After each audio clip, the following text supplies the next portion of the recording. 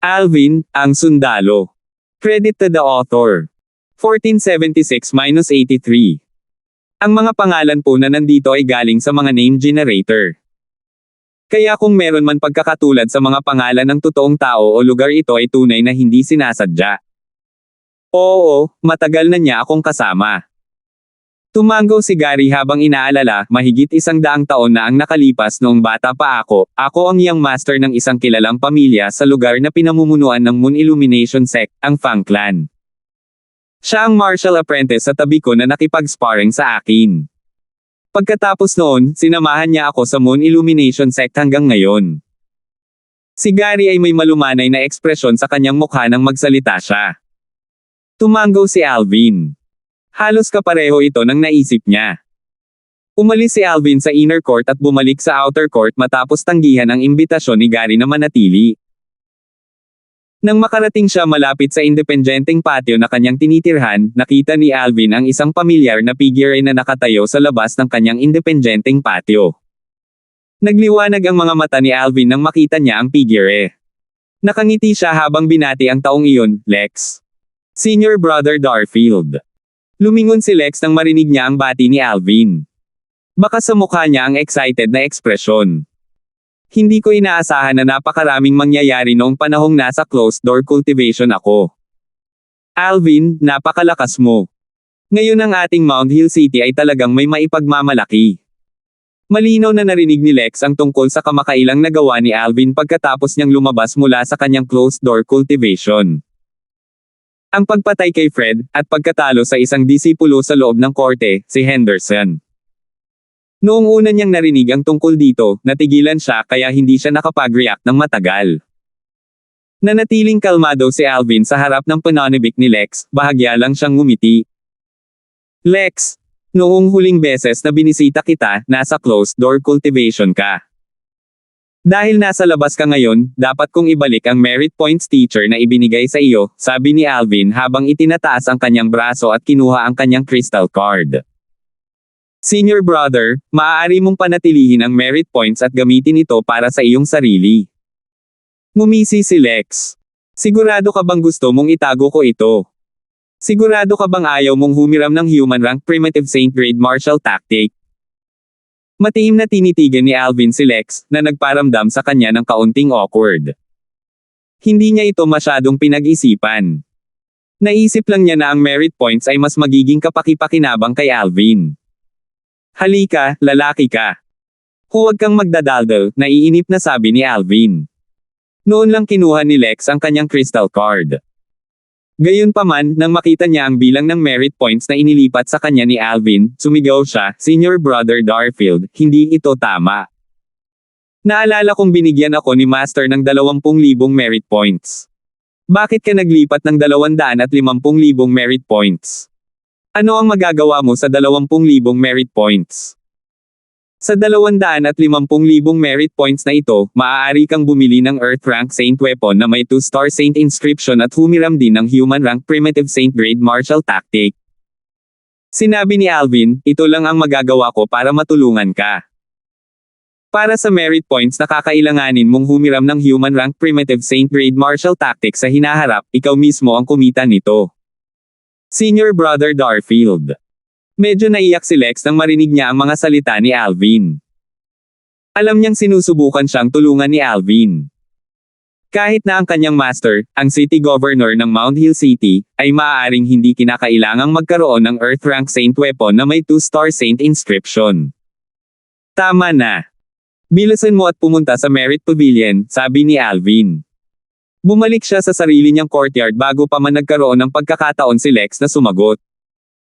Tungkol sa pagbibigay kay Lex ng napakaraming merit points, pinag-isipan niya ito ng matagal. Sa kasalukuyan, sa Moon Illumination Sect, lubos niyang nasaktan ang elder sa loob ng korte na iyon, si Rohan. Kung iniisip ni Rohan na mahirap siyang harapin, tiyak na babaguhin niya ang kanyang target kay Lex at Arnold.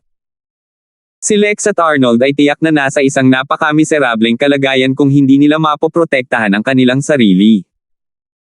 Bagamat hindi hahayaan ni Rohan ang mga tao mula sa Mount Hill City na pumunta ng ganoon kadali, si Alvin ay may bahagi rin sa pagpapaypay ng apoy. Sa makatuwid, ayaw niyang mawala sina Lex at Arnold dahil sa kanya. Si Arvin ay gagawin lamang sa pagsulat ng Saint Inscription sa Sun Shooting Bow sa loob ng 3 araw. Sa loob ng 3 araw na iyon, pumasok si Alvin sa ikalawang antas ng 7 Treasures Exquisite Pagoda at nilinang sa loob ng 9 na araw. Lumabas siya pagkatapos ng 9 na araw. Natural, 3 araw lang ang lumipas sa labas ng mundo. Sa pagkakataong ito, mag-isang pumunta si Alvin sa mansyon ni Arvin. Ang iyong Saint Weapon. Ipinasa ni Arvin ang Sun Shooting Bow pabalik kay Alvin. Matapos itong matanggap ni Alvin, nagpasya siyang subukan ito sa mismong lugar. Nagkataon, may malaking bato sa harapan ng bakuran ni Arvin.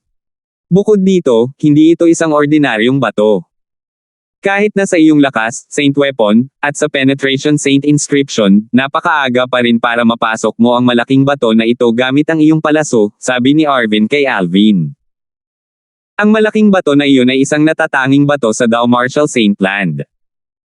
Ang metal na nakuha mula dito ay maaari pang gawing Saint Weapons. Natural, maaari lang itong gawing human rank Saint Weapons. Tiyak na hindi magiging madali ang pagtagos sa malaking bato gamit ang kanyang palaso. Nanatiling tahimik si Alvin kahit marinig ang mga salita ni Arvin. Sa pagtaas ng kanyang braso, itinaas niya ang Sun Shooting Bow. Sa kanyang kanang kamay, lumitaw ang True Energy at bumuo ng isang arrow na ikinitok niya sa busog bago niya hinayla pabalik ang bowstring. Ito ang inscription ng Penetration Saint. Habang hinihila ni Alvin ang bowstring, dama po ang kanyang mga mata sa hindi mahahalata na inscription dito. Malinaw, ito ay ang 3-star Saint Inscription, ang Penetration Saint Inscription, na isinulat ni Arvin. Nang walang anumang pag-aalinlangan, itinuro ni Alvin ang ilang True Energy dito para i-activate ito. Agad na na-activate ang Penetration Saint Inscription. Samantala, malinaw na naramdaman ni Alvin ang mga pagbabago sa arrow na ginawa mula sa True Energy. Para bang nakuha ng arrow ang kakayahang tumago sa lahat ng bagay sa isang iglap lamang. Pagkatapos ng malalim na paghinga, buong lakas niyang binawi ang bowstring ni Alvin. Tanchi. Tanchi. Mahina ngunit matindi ang tunog ng bowstring. Tumabi si Arvin at matamang nakatingin sa eksenang nasa harapan niya. Gusto rin niyang makita kung gaano kalakas itong martial Dao prodigy na sikat sa outer court na may Saint Weapon na may nakasulat na Penetration Saint Inscription. Sa sandaling na-knock ni Alvin ang arrow at hinayla ang bowstring, itinuwid niya ang kanyang likod. Parang nag-transform siya sa isang malakas na busog din. Biglang nanginig ng husto ang malakas na busog. Sa susunod na sandali, ang palaso na nakanock sa bowstring ay nanginginig at nag-transform sa isang bahid ng liwanag. Lumipad ito palabas at tumama sa malaking bato, nag-iwan ng butas. Bago mabawi ni Arvin ang kanyang katinoan, narinig niya ang isa pang mahinang ingay. Matapos tumagos ang True Energy Arrow sa malaking bato, nagpatuloy ito sa paglipad palabas. Sa sandaling ito, isang sigaw mula sa labas ang narinig. Hindi maiwasan ni Alvin ang makaramdam ng pagkagulat. Ito. May binaril. Sa ilang sandali, hindi alam ni Alvin kung ano ang iisipin. Sinong malas? Agad na sumugod si Alvin sa pasukan ng mansyon ni Arvin at tumingin sa labas. Nakita niya ang isang alagad sa loob ng court na mabilis na nakalayo. Para bang ayaw niyang magtagal malapit sa mansyon ni Arvin nang walang dahilan. Mukhang mataas ang status ni Elder Bale bilang 3-star Saint Inscription Master sa Moon Illumination Sect, naisip ni Alvin sa kanyang sarili. Hindi naging mahirap para sa kanya na malaman ito. Maging ang sect leader at ang ilang Saint Stage powerhouses sa Moon Illumination Sect ay kailangang tretuhin siya ng magalang, lalo na ang mga nasa ibaba nila. Ang disipulo sa loob ng korte ay kailangang maging alagad ng isang matanda sa loob ng korte. Bilang isang disipulo ng isang elder sa loob ng korte, natural niyang malalaman na si Arvin ay hindi isang taong maaari niyang masaktan. Nang bumalik si Alvin sa harap ng bakuran ni Arvin, napagtanto niyang si Arvin ay nakatitig sa kanya na para bang isa siyang halimaw.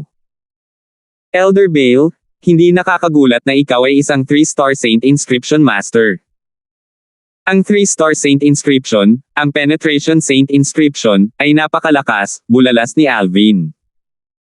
Ang putok na iyon ay hindi lamang tumagos sa malaking bato, tumagos din ito sa makapal na pader bago nito nasugatan ang isang alagad sa loob ng korte na dumaraan.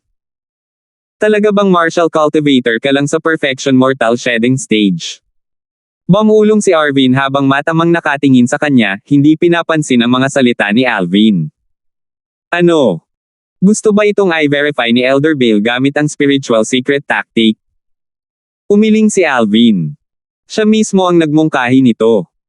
Katumbas ito ng pagbaril sa sarili sa kanyang mga paa. Talagang nasa perfection mortal shedding stage ka na talaga. Medyo freak ka talaga, napabuntong hininga si Arvin. Sa sandaling ito, mas natitiyak niya na totoo ang binanggit ni Master Alvin. Kung si Alvin ay walang ganong misteryoso at makapangyarihang master sa likod niya, paano siya magiging kakaiba? Ang mga iniisip ni Arvin ay simple at prangka. Sa iyong kasalukuyang lakas, dapat ay maaari kang mag-rank sa tuktok ng Earth ranking. Kapag nakapasok ka sa Paramount Mortal Shedding Stage, natatakot ako na kahit ang no. Isa na tao sa Earth ranking ay kailangang bumitiw sa kanyang posisyon, sabi ni Arvin habang nakatingin kay Alvin na may sari-saring emosyon sa kanyang mga mata.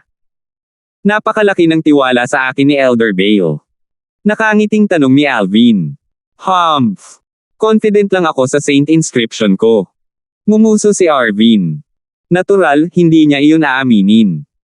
Sa tuwing naaalala niyang namigay siya ng 3-star Saint Inscription ng libre, pakiramdam niya ay nagdurugo ang kanyang puso. Maging ang iba't ibang materyales na kailangan para mag-inscribe ng 3-star Saint Inscription ay nagkakahalaga ng humigit kumulang 200,000 hanggang 300,000 merit points sa Moon Illumination Sect. Kung narinig ni Alvin ang panloob na pag-iisip ni Arvin, tiyak na isumpa niya ito. Ibinente talaga ni Arvin ang isang Saint Inscription na nagkakahalaga ng humigit kumulang 200,000 hanggang 300,000 merit points sa napakataas na presyo ng milyon-milyong merit points. Kahit ang mga uwak ay hindi kasing itim ng puso niya. Elder Bale, matututuhan ko ba ang tungkol sa Saint Inscription mula sa iyo ngayon? Tanong ni Alvin habang kumikinang ang kanyang mga mata. Tiyak na hindi ako babalik sa aking salita dahil nangako na ako sa iyo. Gayunpaman, hindi mo matututuhan ang Saint Inscription daw dahil lang sa gusto mo. Depende ito sa iyong likas na talento. Kailangan mong ihanda ang iyong sarili para dyan, babala ni Arvin kay Alvin. 1477. Hindi madaling matutunan ang Saint Inscription daw. I'll need to be mentally prepared bukod sa pagiging talented ko. Napangiti si Alvin nang marinig niya ang mga salita ni Arvin. Gayunpaman, hindi siya tumugon sa kanya. Ang buhay-buhay na karanasan at kaalaman ng Rebirth Martial Emperor sa mga pamamaraan ng inscription ay minana ni Alvin. Bagamat magkaiba ang inscription at Saint Inscription, pareho ang mga ito sa esensyal na pagkakatulad pagdating dito. Sa makatuwid, hindi kinailangan ni Alvin na matutunan ang Saint Inscription daw mula sa simula. Magagawa niyang makabisado ang Saint Inscription daw hanggat nagagawa niyang mahanap ang kanilang pagkakatulad at mabisa ang mga pagkakaiba. Ito ang dahilan kung bakit siya ay nagtitiwala sa pagiging isang mahusay na Saint Inscription Master. Sa sumunod na buwan, nanatili si Alvin sa estate ni Arvin upang malaman ang Saint Inscription daw mula sa kanya. Sa simula, si Arvin ay pessimistic sa kakayahan ni Alvin na makabisado ang Saint Inscription daw. Ito ay dahil napatunayan na ni Alvin ang kanyang sarili na sobrang galing sa martial daw. Naniniwala si Arvin na patas ang buhay, hindi niya akalain na ang buhay ay magbibigay kay Alvin ng talento sa martial daw at sa Saint Inscription daw. Gayunpaman, masakit ang katotohanan. Pakiramdam niya ay pinaglalaroan siya ng Diyos. Hindi niya maiwasang tanungin ang sarili, paano magkakaroon ng ganoong talentong tao sa mundong ito? Nagawa na ni Alvin na mag-inscribe ng 1-star Saint Inscription pagkalipas lang ng isang buwan. Naghinala si Arvin na maaaring isulat ni Alvin ang 2-star Saint Inscription kung hindi dahil sa kanyang mahinang spiritual energy. Sa loob ng isang buwang ito, si Alvin ay nagulat sa kanya ng napakaraming beses. Mula sa walang alam sa simula hanggang sa pag-abot sa antas ng baguhan at pagbuo ng mga kawili-wiling ideya at konsepto. Paminsan-minsan ay binibigyan ni Alvin ng pakiramdam si Arvin na para bang si Alvin ay isang bihasang Saint Inscription Master sa halip na isang baguhan sa Saint Inscription daw. Bagamat hindi ka panipaniwala, ito ay isang katotohanan na naramdaman niya iyon. Ang mga inscription at mga inscription ng santo ay mahalagang pareho. Natagpuan ni Alvin ang tulay na nag-uugnay sa mga inscription at saint inscription pagkatapos ng 10 araw ng pag-aaral mula kay Arvin. Sa ika-20 araw, nagawa na ni Alvin na tumawid sa tulay, at naiintindihan ang saint inscription daw sa kanyang sariling paraan. Pagkalipas ng ilang araw, ganap na natutunan ni Alvin ang pagkakatulad at pagkakaiba ng mga inscription at saint inscription. Bukod dito, nagawa rin niyang i-convert ang ilan sa mga inscription sa memorya ng Rebirth Martial Emperor sa saint inscriptions. Napakaraming uri ng inscription sa memorya ng Rebirth Martial Emperor. Aabutin ng higit sa isang araw upang ilista ang mga ito ng paisa-isa. Sa kasalukuyan, nagawa ni Alvin na isulat ang 2-star at 3-star saint inscriptions, Thousand Mass Saint Inscription, Gale Saint Inscription, at Penetration Saint Inscription sa pamamagitan ng inscription sa Rebirth Martial Emperor's memory. Katulad ng iba pang saint inscription master sa Dao Martial Saintland, kailangan ni Alvin na pinuhin ang parang tinta na likido mula sa mga hilaw na materyales para isulat ang saint inscription bago niya magamit ang inscription pen para isulat ang saint inscriptions. Sa kasalukuyan, nakapagsulat lang si Alvin ng 1-star saint inscription dahil sa kanyang limitadong spiritual energy. Kailangan niyang pumasok sa stage ng Saint Rudiment bago niya subukang isulat ang 2-star saint inscriptions. Sa oras na iyon, ang kanyang espiritual na enerhiya ay magiging mas malakas at magbibigay daan sa kanya na makapagsulat ng 2-star saint inscriptions. Sa pamamagitan ng buwang ito ng pag-aaral, nagagawa ko na ngayong i-convert ang mga inscription sa mga saint inscription. Hanggat mayroon akong sapat na espiritual na enerhiya, makakapag-inscribe ako ng isang saint inscription na may parehong antas sa tulong ng memorya ng Rebirth Martial Emperor, bulong ni Alvin sa sarili. Ang senaryo na ito ay pareho noong nasa Cloud Continent siya. Sa oras na iyon, nagawa niyang isulat ang mga inscription na kapareho ng antas ng kanyang espiritual na enerhiya. Elder Bale, salamat. Ikinalulungkot ko na naabala kita nitong nakaraang buwan, same time na pinasalamatan ni Alvin si Arvin habang nakatingin sa kanya. Oras na para umalis si Alvin dahil lumipas ang isang buwan. Alvin, ang iyong talento sa saint inscription daw ay higit pa sa akin. Tumingin si Arvin kay Alvin na may komplikadong ekspresyon. Bigla, na parang nakapagdesisyon na siya, same time niyang sinabi kay Alvin, Alvin, nais kong kunin ka bilang isang disipulo sa ngalan ng aking guro. Handa ka bang tanggapin ito? Elder Bale, mayroon kang guro. Nagulat si Alvin. Siyempre. Sa tingin mo kanino ko natutunan ang saint inscription daw? Umiling si Arvin at sinabing may tuwid na mukha, Alvin, ang aking guro ay isang 7-star saint inscription master. Maging ang inscription pen na ginagamit ko ay ibinigay niya. Isang 7-star saint inscription master. Walang alinlangang nabigla si Alvin sa mga salita ni Arvin. Bagamat alam ni Alvin na malamang na may guro si Arvin, at ang kanyang guro ay kailangang maging 4-star saint inscription master man lang, hindi niya akalain na ang kanyang guro ay isang 7-star saint inscription master. Alam mo ba kung bakit ako naging kumpiyansa tungkol sa pagpusta sa iyo noong isang buwan? Tanong ni Arvin. Hindi ba dahil kumpiyansa ka na makakapag-inscribe ng saint inscription sa heaven rank saint weapons? Tanong ni Alvin. Kung gayon, alam mo ba kung bakit kumpiyansa akong maisusulat ko ang mga saint inscription sa heaven rank saint weapons? Patuloy na tanong ni Arvin. Sa tingin ko ito ay dapat dahil sa iyong inscription pen, sabi ni Alvin pagkatapos niyang pag-isipan ito ng ilang sandali. Ang mga materyales na ginamit sa paggawa ng heaven rank saint weapons ay napakatigas at solid.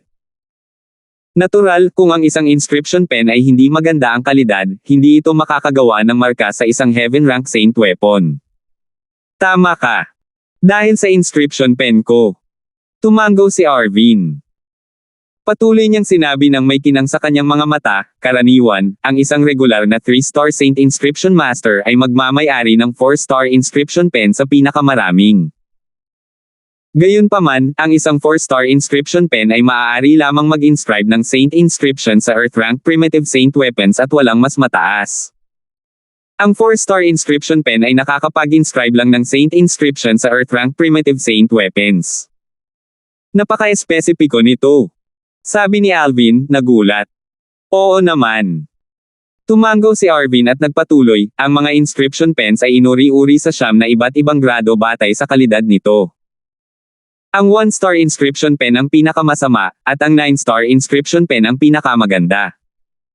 Ang grading na ito ay karaniwang ginagamit sa Dow Marshall St. Land.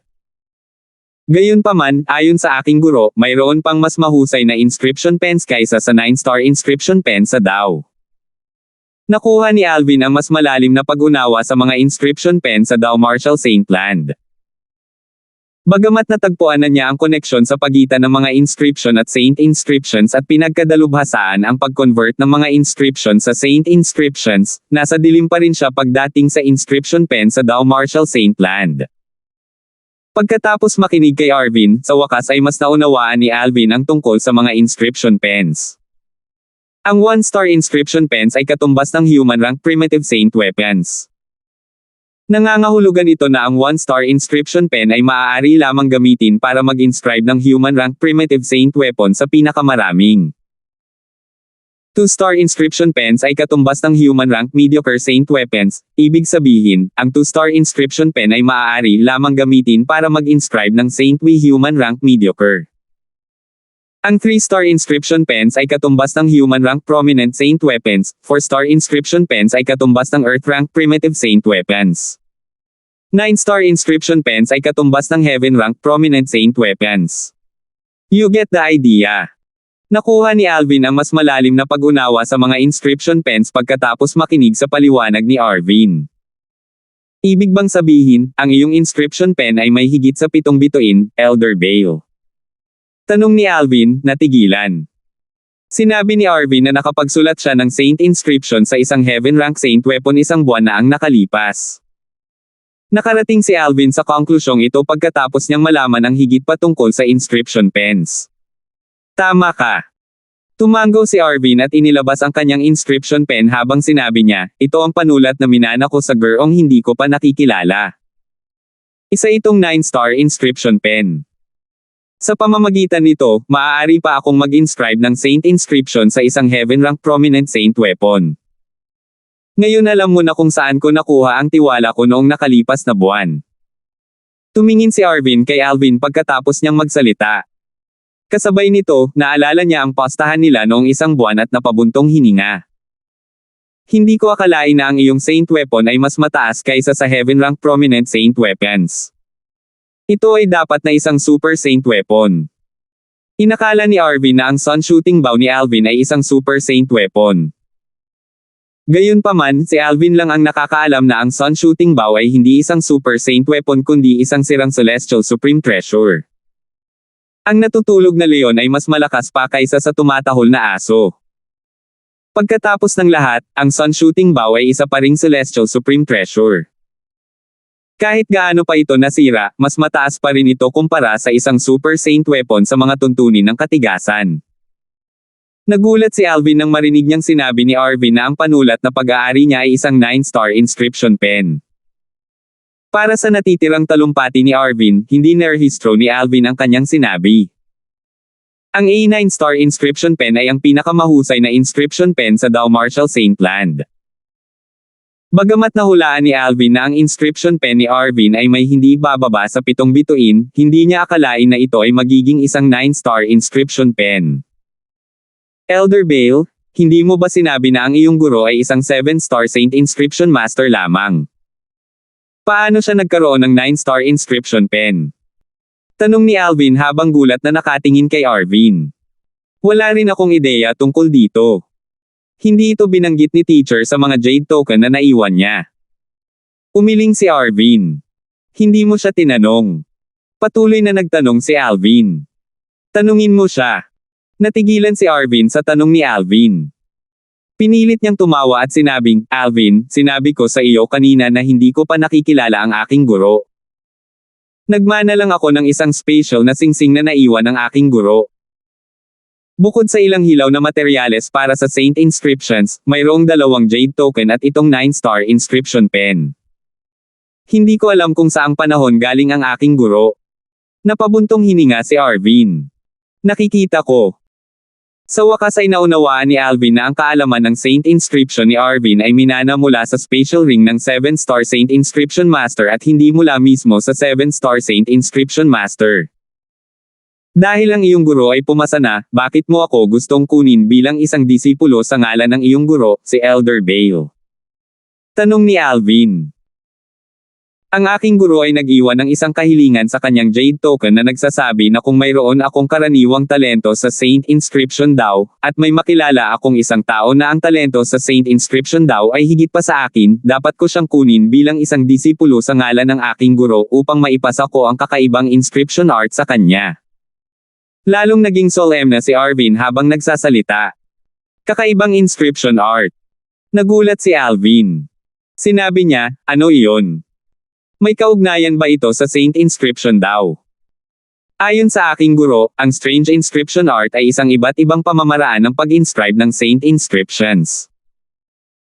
Ang pangunahing pilosopiya nito ay ang pagsulat ng Saint Inscriptions na may parehong epekto tulad ng tradisyonal na inscribed Saint Inscription sa pamamagitan ng paggamit ng pinakamurang mga hilaw na materyales. Parehong Saint Inscriptions gamit ang mga hilaw na materyales na may iba't ibang halaga. Sa matinding mga kaso, ang pagkakaiba ay maaaring napakalaki. Ipinaliwanag ni Arvin. 1478. Sa kasamaang palad dahil sa limitadong talento ko, hindi ko matutunan ang strange inscription art na naiwan ng aking guro. Hindi ko makukuha ang lahat ng mayroon ako ngayon kung wala akong ortodoksong Saint Inscription cultivation technique na naiwan ng aking guro, mataimtim na sabi ni Arvin. Napabuntong hininga siya nang makarating sa dulo ng kanyang pangungusap.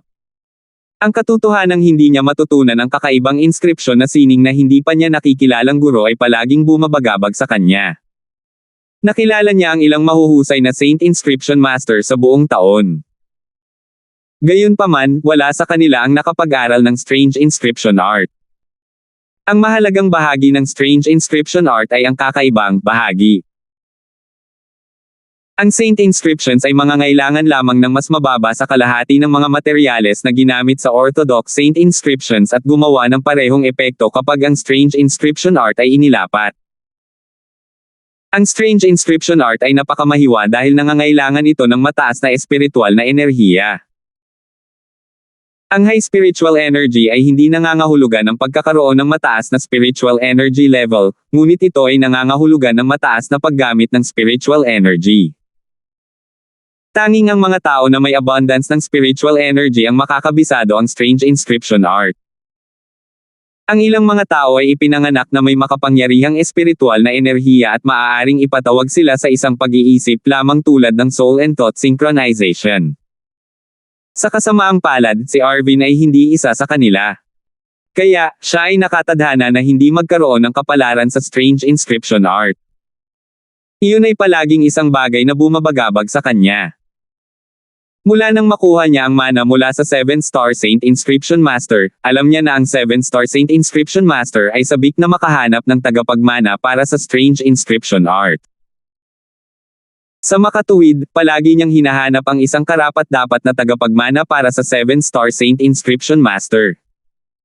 Bagamat hindi pa niya nakilala ang 7-star Saint Inscription Master na iyon, palagi niya itong tinatrato bilang kanyang guro.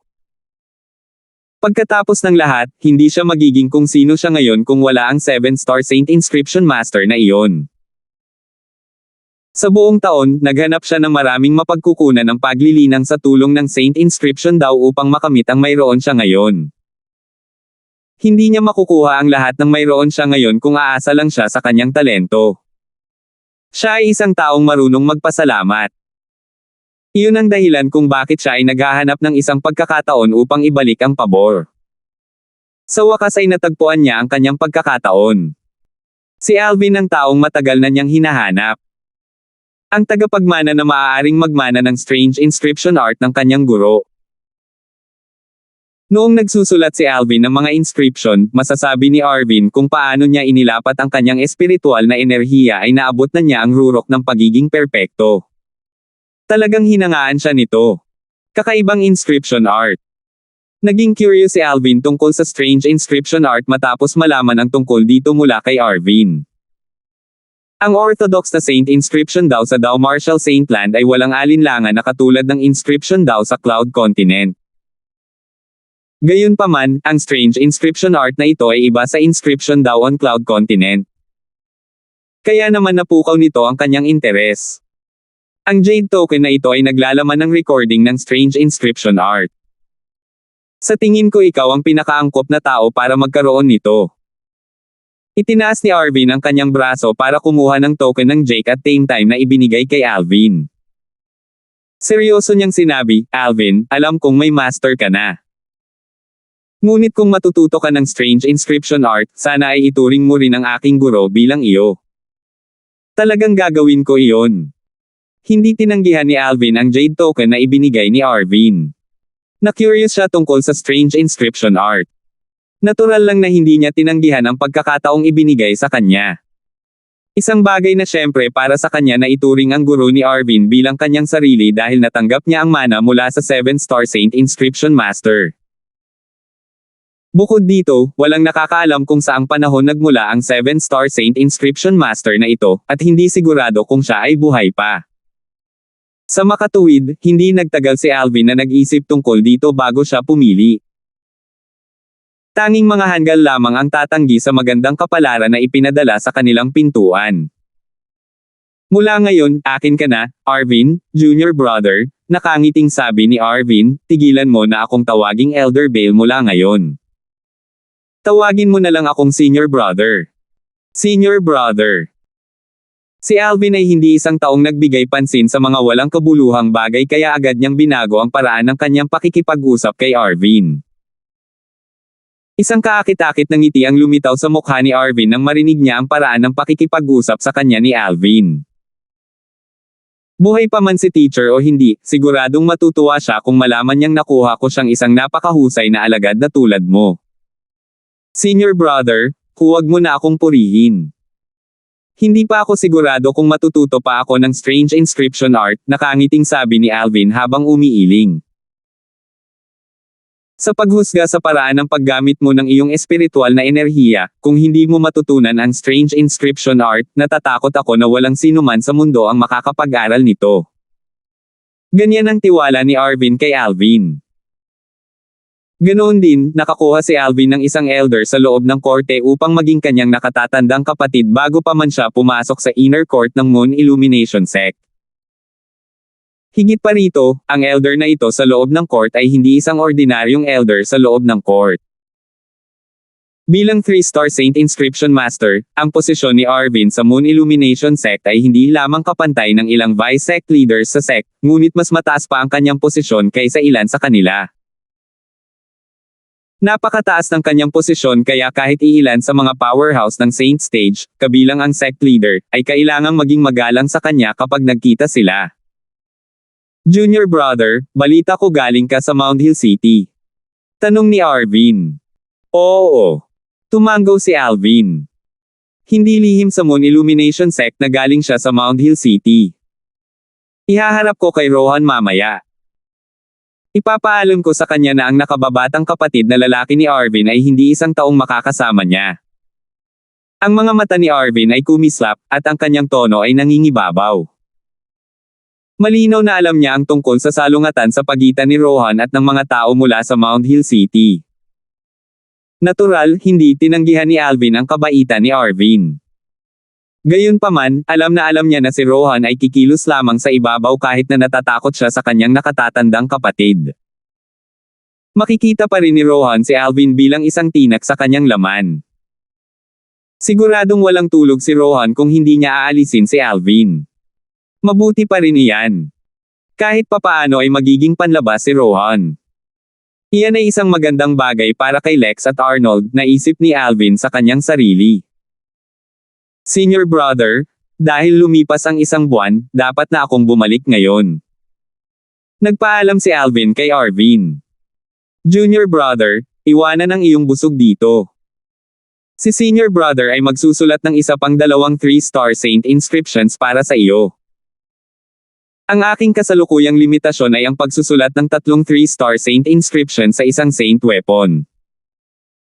Higit sa 3 ang lampas sa aking kakayahan, sabi ni Arvin kay Alvin. Ngayong si Alvin ay ang kanyang nakababatang kapatid, natural lamang na gusto niyang tulungan siya sa abot ng kanyang makakaya. Medyo ayaw niyang maglagay ng 3-star saint inscription para kay Alvin kung ito ay nakaraan.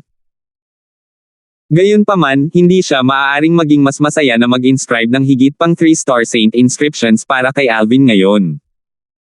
Salamat, senior brother. Agad na nagpasalamat sa kanya si Alvin habang kumikinang ang kanyang mga mata. Kung mayroong 3 3-star saint inscription sa kanyang sun shooting bow, walang alinlangang lalakas ang kapangyarihan nito. Ito ay magiging napakalaking tulong sa kanya.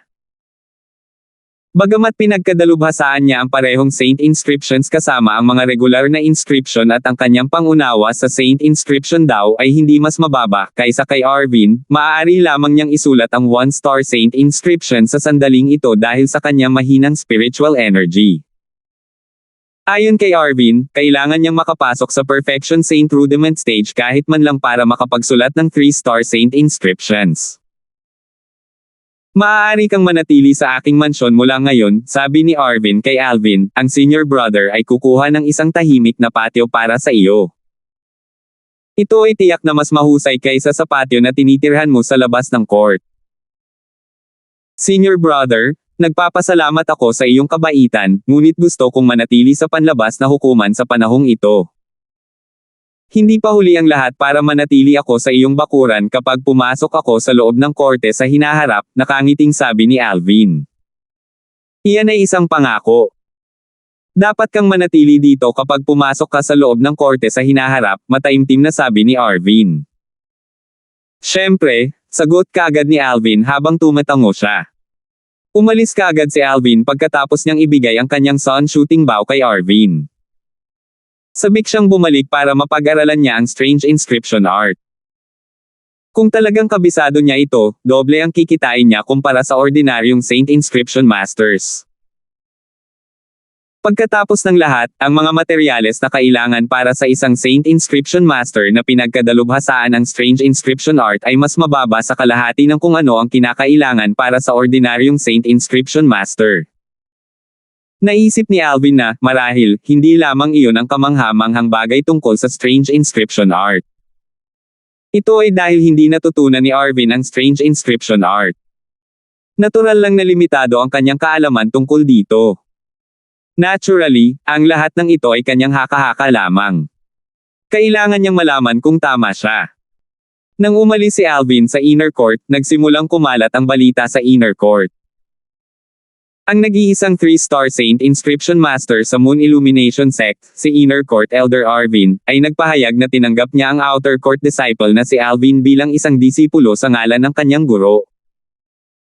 Mula ngayon, si Alvin ay kanya na, Arvin, nakababatang kapatid. Kumalat ang balita na parang buhawi sa loob ng korte at lumikha ng kaguluhan. Para bang ang panloob na korte ay dumaan sa isang lindol. Si Elder Bale ay kinuha ang isang alagad sa labas ng korte bilang kanyang nakababatang kapatid. Ito ay isang biro, tama. Sino ang alagad sa labas ng korte? Namumukod-tangi ba siya? Napakahusay ba niya kaya kinuha siya ni Elder Bale bilang kanyang nakababatang kapatid? Sa sandaling ito, ang mga alagad sa loob ng korte na karaniwang walang pag-aalala tungkol sa mga nangyayari sa labas ng korte ay natulala sa balita. Paano ito? Hindi mo alam kung sino si Alvin. Napakatanyag ni Alvin sa buong sekta kamakailan. Paanong hindi mo siya narinig? Ang mga disipulong iyon sa loob ng korte na nakarinig tungkol kay Alvin ay nagpapalam sa mga hindi nakakaalam ng mga bagay na ginawa ni Alvin mula nang siya ay pumasok sa sekta. Nagdulot ito ng katanyagan ni Alvin kaya lalo pang kumalat sa inner court. Maging ang mga disipulo sa loob ng korte na nakarinig tungkol kay Alvin kanina ay nabigla nang malaman na siya ay naging nakababatang kapatid ni Elder Bale. Ang ilan sa kanila ay sinubukang ilabas ang mga balita at sa huli ay nalaman na ito ay totoo. Si Alvin ay talagang naging nakababatang kapatid ni Elder Bale. Dahil ang balita ay kumalat sa inner court, natural lang na narinig din ni Rohan ang tungkol sa balita. Dinurog ni Rohan ang tasa ng tsaa na hawak niya sa kanyang kamay at naging pulbos sa sobrang galit nang marinig niya ang balita. Sino si Alvin na kahit si Arvin, ang matandang lalaking iyon, ay kinilala siya bilang kanyang nakababatang kapatid. Damn it! Damn it! Noon pa man ay tinatrato ni Rohan si Alvin bilang isang masamang tingin. Natural lang na parang nakain siya ng langaw nang malaman niyang si Alvin ay nakakuha ng napakalaking suporta nang wala sa oras. 1479. Tinanggap ni Elder Bale si Alvin bilang isang disipulo sa ngalan ng kanyang guro, at ngayon siya ay nakababatang kapatid na lalaki ni Elder Bai. Dumating si Suchi upang hanapin si Liohan, ngunit napahinto siya sa labas ng kanyang patio nang marinig niya itong sumisigaw. Bagamat isang masalimuot na tingin ang sumilay sa kanyang mga mata, isang banayad na ngiti ang lumitaw sa gilid ng kanyang mga labi. Pagkatapos nun, tumalikod na siya at umalis. Hindi niya nakilala si Rohan sa huli. Alam na alam niya ang ugali ni Rohan. Maghahanap lang siya ng gulo kung hahanapin niya si Rohan ngayon. Sa sumunod na mga araw, kumalat ang balita mula sa loob ng korte hanggang sa labas ng korte. Hindi na kailangang sabihin, ang panlabas na hukuman ay nagulat din sa balita.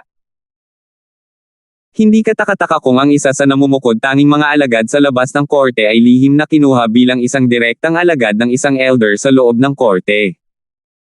Ito ay hindi isang bihirang pangyayari sa Moon Illumination Sect.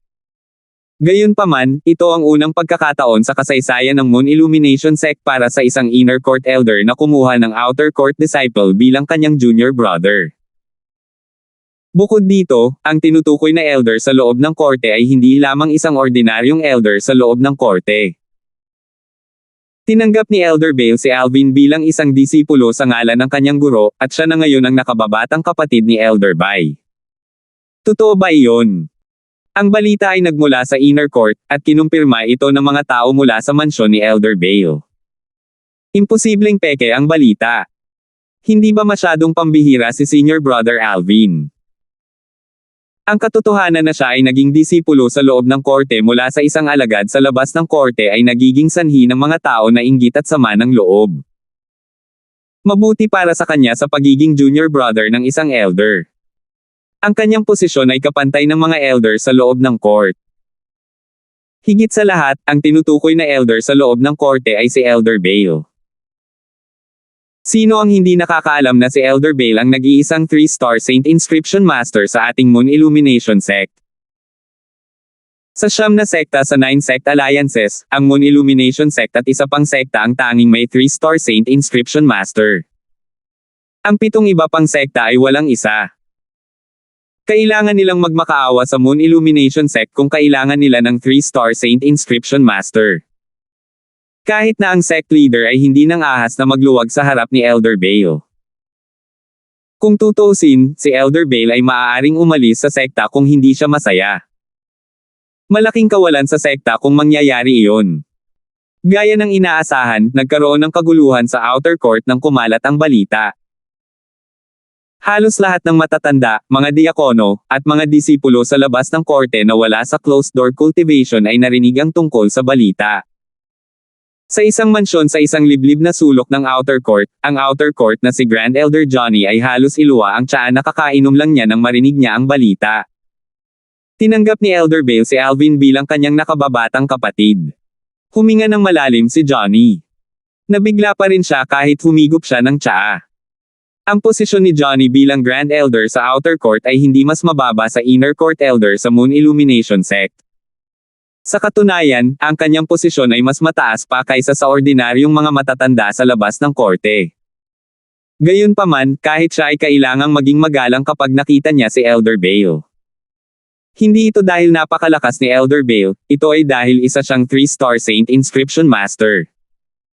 Kung kailangan niyang ibunyag ang mga taong pinakakinatatakutan niya sa Moon Illumination Sect, bukod sa mga powerhouse ng Saint Stage at ang sect leader, isa si Elder Bale sa kanila.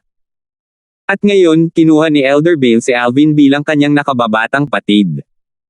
Si Elder Bale ay hindi isang mapusok na tao. Bakit niya kukunin si Alvin bilang kanyang nakababatang kapatid? Hindi ito maisip ni Johnny kahit na nag-isip ng mahabang panahon. Sa bandang huli, siya lamang ang makakagawa ng sarili niyang conclusion. Marahil ay isiniwalat ni Alvin ang kanyang tunay na pagkakakilanlan sa kanya, kaya't kinuha niya si Alvin bilang kanyang nakababatang kapatid para pagtakpan ang mga bagay-bagay at protektahan si Alvin. Hindi niya akalain na magkakilala sina Alvin at Arvin bago ito. Kung nagkaroon ng ganoong relasyon sina Alvin at Arvin, bakit ginugol ni Alvin ang mga Saint Stone sa ika-4 na baitang at ika-5 baitang para lang maging saksi si Arvin? Kaya naman, sigurado siyang naging mas malapit lang sina Alvin at Arvin kamakailan. Bukod kay Johnny na nabigla sa balitang tinanggap ni Arvin si Alvin bilang kanyang nakababatang kapatid, narinig din ni Cedric, na nasa looban niya sa labas ng korte, ang tungkol sa balita. Seryoso ang ekspresyon ni Cedric nang marinig niya ang balita. Isang nakakabinging ingay ang umalangaw-ngaw sa hangin nang ihampos niya ang kanyang kamay sa mesang bato at ginawa itong alabok. Totoo ba ang balitang ito? Mataimtim na tanong ni Cedric habang nakatingin sa panlabas na alagad na nagsabi sa kanya ng balita. Totoo. Narinig kong pati ang mga tao mula sa mansyon ni Elder Bale ay nagkumpirma ng balita. Tumango ang alagad sa labas ng korte. Sige, maaari ka nang umalis, sabi ni Cedric pagkatapos huminga ng malalim, sinenyasan ng alagad sa labas ng court na umatras. Pagkaalis ng alagad sa labas ng korte na nagdala sa kanya ng balita, si Cedric ay may tame time na ekspresyon sa kanyang mukha nang dumaing siya sa kanyang malalim na boses. Nangangahulugan ba ito na ang usapin sa pagitan namin ni Alvin ay kailangang tapusin ng ganoon na lang? Hindi ba't nangangahulugan ito na natalo ako ng mahigit 300,000 merit points nang walang bayad? Ayaw niya. Sa kalaunan, huminga ng malalim si Cedric bago siya bumulong sa sarili. Alvin, wala akong magagawa sa iyo sa sekta dahil suportado ka ni Elder Bale. Gayunpaman, pagsisisihan ko ito kung maglakas loob kang umalis sa sekta. Malinaw na hindi susuko si Cedric. Samantala, narinig din ni Wyatt ang balita sa outer court decan. Mayroon din siyang sobrang solemn na ekspresyon sa kanyang mukha. Nagtataka ako kung ano nga ba ang mayroon si Alvin para makuha ang pabor ni Elder Bale at maging ang kanyang nakababatang kapatid. Biglang naging napakaliit ng pagkakataon para makapaghiganti siya. Kalimutan mo na, kalimutan mo na. Si Ewer ang dahilan ng paghihiganti ko. Ngayong nakakuha na ng suporta si Alvin, walang kabuluhan na ipagpatuloy ko pa ang pagtrato sa kanya bilang isang kaaway. Kung hindi, tiyak na mamamatay ako kapag nalaman ito ni Elder Bale. Taliwas kay Cedric, nagpa siya si Wyatt na talikuran ang ideya ng paghihiganti. Kailangan kong ipaalam kay Ewer ang tungkol dito. Dapat kong ipaalam sa kanya ang sama ng loob niya kay Alvin. Agad namang kumilos si Wyatt. Sumulat siya ng liham at may nagpadala sa kanila sa Deng Clan. Ayaw niyang magdulot ng kapahamakan sa Deng Clan ang sama ng loob sa pagitan nina Deng Yu at Alvin. Sa isa pang malayang patio, ang mga mata ni Mosley ay namula, at ang kanyang ekspresyon ay seryoso. Si Elder Bale. Ang nag-iisang 3-star Saint Inscription Master sa Moon Illumination Sect. Alvin. Ipinanganak ka ba para lang apihin ako, Mosley? Hindi ako papayag. Hindi ako papayag. Ungol ni Mosley sa kanyang malalim na boses. Sa mismong sandaling ito, napagtanto niyang palaging mas magaling si Alvin kaysa sa kanya. Sa isa pang independent courtyard, napabuntong hininga si Henderson nang marinig ang balita. Bagaman imposible, sana ay tigilan na ni Tito ang kanyang ginagawa. Na si Elder Bale ay isang taong kahit na ang aking amo, ang vice-sect leader ng Moon Illumination Sect, ay kinatatakutan. Kahit na ang kanyang master ay ang vice-sect leader ng Moon Illumination Sect at isang powerhouse na papalapit sa Saint Stage, ang kanilang mga kakayahan ay pare-pareho. Ito ay dahil si Elder Bale ay mayroong Earth-rank prominent Saint weapon na may nakasulat na 3 3-star inscriptions. Dahil sa Saint weapon, pinayagan nito si Elder Bale na lumaban sa pantay na katayuan sa isang taong malapit sa Saint Stage kahit na siya ay nasa Saint Rudiment Stage lamang. Sa kalaunan, itinikom ni Henderson ang kanyang mga ngipin at umalis sa outer court para pumasok sa inner court. Si Rohan ay kanyang tiyuhin sa dugo. Naisip niya na mahalagang makausap siya. Alam ko. Tuwang-tuwang tumango si Rohan nang marinig niya ang payo ni Henderson. Bagamat alam ni Henderson na nililigawan siya ni Rohan, alam niyang iyon ang pinakamahusay na magagawa niya. Tiyo, Ngayong si Alvin ay nakababatang kapatid na lalaki ni Elder Bale, natatakot akong maging ang aking amo ay ayaw siyang masaktan. Alam ko. Bahagyang tumango si Rohan. Maaari kang umalis kung wala kang ibang gustong sabihin. Napabuntong hininga si Henderson at umalis nang marinig niya si Rohan na sinusubukan siyang paalisan. Iyon lang ang kaya niyang gawin. Kahit anong mangyari, binigay niya ang best niya. Ginawa niya ang bahagi sa ngalan ng kanyang yumaong ina na pumanaw maraming taon na ang nakararaan. Napangiti si Rohan pagkaalis ni Henderson. Gusto mo bang hawakan ko ang aking mga kamay? Hindi yun mangyayari. Nanumpa ako na sino man mula sa Mount Hill City ay mamamatay o sasailalim sa aking pag-aalaga. Walang exception. Kasama dyan si Alvin. Pagkalipas ng 5 araw, dumating ang isang panauhin sa mansyon ni Rohan. Si Elder Bale. Medyo hindi natural ang ekspresyon ni Rohan, ngunit magalang pa rin siyang yumoko. Bagamat pareho silang matatanda sa loob ng korte, ang posisyon ng taong ito sa Moon Illumination Sect ay mataas sa kanya at hindi maikukumpara. Si Elder Rohan. Si Arvin iyon, ang nakatatandang kapatid ni Alvin. Kailanman ay hindi ako nahilig makipagtalo. Nandito ako para ipaalala sa iyo na si Alvin ay ang aking nakababatang kapatid. Kung sino ang manggulo sa kanya ay makikigulo sa akin, Arvin. Bagamat kalmado ang tono ni Arvin, ito ay napakalabis. Ang malapit na relasyon ni Elder Bale sa iyong nakababatang kapatid ay nakakainggit. Kinailangan ng lubos na pagsisikap para kay Rohan na pilitin ang ngiti sa kanyang mukha at pigilan ang tumataas na galit sa loob. Iyon lang ang masasabi ko. You better behave yourself. Umalis kaagad si Arvin pagkatapos niyang sumulyap kay Rohan. Siya ay pumasok at lumabas sa mansyon ni Rohan na kasing bilis ng hangin sa isang tigang na lupain. Sa sandaling umalis si Arvin, ang mukha ni Rohan ay naging ganap na solemna at sinabing may galit, Alvin, hindi ako tao hanggat nabubuhay ka pa. Maliban kung itago mo ang iyong sarili sa Moon Illumination Sect sa natitirang bahagi ng iyong buhay na parang duwag, walang paraan para makatakas ka sa kamatayan. Hindi nagtagal ay umalis si Rohan sa Moon Illumination Sect. Nagtungo siya sa hilaga sa direksyon ng Han River City. Ang Han River City ay ang pinakamalaking lungsod sa loob ng 9 Sect Alliances. Ito rin ang pinakamataong lungsod sa lahat ng antas ng pamumuhay, at dito rin matatagpuan ang punong tanggapan ng 9 Sect Alliances. 1480. Ngayong 10 araw na ang lumipas. Sa palagay ko ay tapos na si Senior Brother sa pagsulat ng 2 pang 3-star Saint inscription sa aking sun shooting bow, tama ba? Pagkatapos umalis sa 7 Treasures Exquisite Pagoda, umalis si Alvin sa outer court at pumasok sa inner court. Nakita mo ba iyon? Si Alvin iyon. Hindi tulad ng dati, hindi nagtagal ay nakilala siya pagkatapos niyang pumasok sa loob ng court. Maraming mga mata ng mga alagad sa loob ng korte ang nakatutok sa kanya saan man siya magpunta.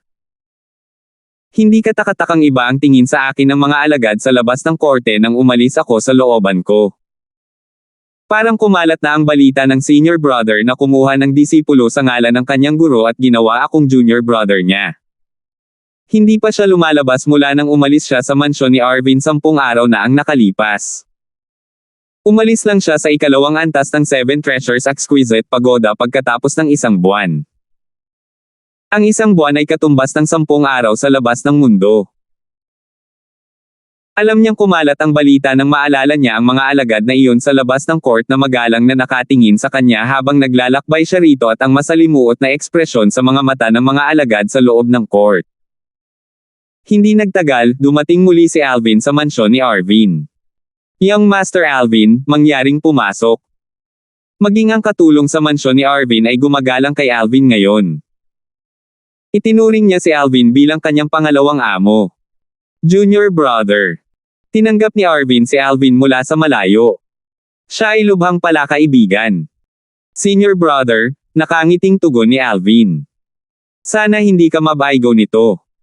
Agad na kinuha ni Arvin ang sun shooting bow ni Alvin at ibinigay ito sa kanya. Tiningnan ni Alvin ang sun shooting bow nang makuha niya ito mula kay Arvin. Hindi nagtagal, nakita niya ang 2 dagdag na saint inscriptions dito. Senior Brother, ano ang dalawang 3-star Saint inscriptions na isinulat mo para sa akin? Ang dalawang 3-star Saint inscriptions ay Explosive Flame Saint inscription at Corrosion Saint inscription. Nakangiting sabi ni Arvin, ito ang dalawang 3-star Saint inscriptions na eksklusibo kong pinili para sa iyo. Sa tingin ko ito ay magiging maayos at gagana ng mahusay sa penetration inscription. Gusto kong marinig ang higit pa tungkol dito. Si Alvin ay may kakaibang ekspresyon sa kanyang mukha. Walang silbi ang pag-usapan ito. Lumabas tayo sa sekta at mag-eksperimento sa mga mabangis na hayop sa labas, mungkahi ni Arvin. Magandang ideya iyon. Tumanggo si Alvin. Sa katunayan, magiging walang silbi ang pag-usapan ito. Ito ay mas mahusay na ilagay ito sa pagsasanay. Kasunod nito, umalis sina Alvin at Arvin sa Moon Illumination Sect at dumating sa labas ng ari-arian ng Moon Illumination Sect. Iyon ang unang pagkakataon ni Alvin na umalis sa Moon Illumination Sect mula nang dumating siya malapit sa 4 na buwan na ang nakakaraan. Swerte mo si Arvin, kasama mo. Isang silhouette ang bumungad sa gilid ng tarangkahan ng monasteryo ng Moon Illumination Sect. Sa di kalayuan, malabo ang itsura nito, na iniisip ng mga tao na ito ay kathang-isip lamang. Gayunpaman, masasabi ng isa na ito ay isang tao sa mas malapit na pagsisiyasat. Kung ito ay isang alagad sa labas ng korte, masasabi nilang ito ay ang nakatatandang outer court na si Cedric sa isang sulyap lamang. Bagamat si Cedric ay isa lamang outer court elder, at ang kanyang cultivation base ay hindi kasing lakas ni Arvin, nakakuha siya ng isang lihim na taktika upang itago ang kanyang lokasyon noong siya ay bata pa. Ngayon na ang kanyang cultivation base ay nasa Perfection Saint Rudiment stage, imposibleng makita siya ng mga tao hanggat hindi sila powerhouse sa Saint stage. Ito ang dahilan kung bakit hindi nakita ni Arvin ang kanyang presensya. Hiniling niya na bantayan ang tarangkahan ng monasteryo kamakailan. Bukod sa ilang mga alagad sa labas ng korte, kadalasan ay mayroon ding matanda sa labas ng korte na namamahala sa tungkulin sa tarangkahan ng monasteryo. Natural, si Cedric ay may lihim na motibo sa paggawa ng kahilingang ito. Ang target niya ay si Alvin. Susundan niya si Alvin kung maglakas loob siyang umalis sa Moon Illumination Sect nang walang anumang powerhouse na kasama niya. Papatayin niya si Alvin kapag malayo na siya sa ari-arian ng Moon Illumination Sect. Pagkatapos ay kukunin niya ang kanyang spatial ring at ang kanyang crystal card. Ang layunin niya ay bawiin ang merit points na nawala niya kay Alvin at patayin siya para mailabas ang kanyang galit. Natural, walang kamalay-malay si Alvin na may ibang tao sa Moon Illumination Sect na nagpaplano ng kanyang kamatayan bukod kay Rohan. Sinundan ni Alvin si Arvin sa isang malayong lugar, malayo sa ari-arian ng Moon Illumination Sect. Maraming mabangis na hayop sa lugar na ito. Ang mga mabangis na hayop ay mga hayop na walang pakiramdam sa Dao Martial Saint Land. Sila ay katulad ng mga mababangas na hayop sa Mortal Continent na nagpatayan para mabuhay at ang malalakas lamang ang nabubuhay. Ang bawat makapangyarihang mabangis na hayop ay may sariling teritoryo. Napaka-teritoryo nila at lalaban hanggang kamatayan kung may seisolake sa kanilang mga teritoryo. Ang lugar na ito ay teritoryo ng Early Saint Stage Wild Beast, sabi ni Arvin kay Alvin. Tumanggo si Alvin. Sinabi sa kanya ni Arvin ang tungkol sa lugar na ito bago sila dumating. Ang lugar na ito ay tinawag na Beast Ridge. Ang lahat ng mabangis na hayop sa itaas ng stage ng Saint Rudiment ay may sariling mga teritoryo dito at mga hari ng kanilang mga teritoryo. Bang! Sa sandaling itinaas ni Arvin ang kanyang mga braso at ibinaba ang mga ito, isang hindi nakikitang puwersa ang bumagsak sa lupa sa harapan nila.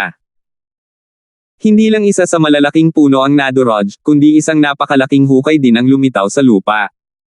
Mag-ingat! Parating na, sabi ni Arvin, baril siya ng buong lakas kapag lumitaw ito. Pero huwag barilin ang mahahalagang punto nito. Huwag barilin sa vital point nito. Nagulat si Alvin. Kung gayon paano natin ito papatayin? Gawin mo lang ang sinabi ko. Gayunpaman, dapat mong i-activate ang 3 Saint inscriptions ng sabay-sabay nang hindi nawawala ang sinuman, paalala ni Arvin sa kanya. Tumanggo si Alvin. Maya-maya, isang dambuhalang halimaw ang lumitaw sa harap ng mga mata ni Alvin kasunod ng tunog ng isang alulong. Isa itong parang bundok na mabangis na hayop. Ang lupa ay yumanig ng malakas sa kanyang likuran.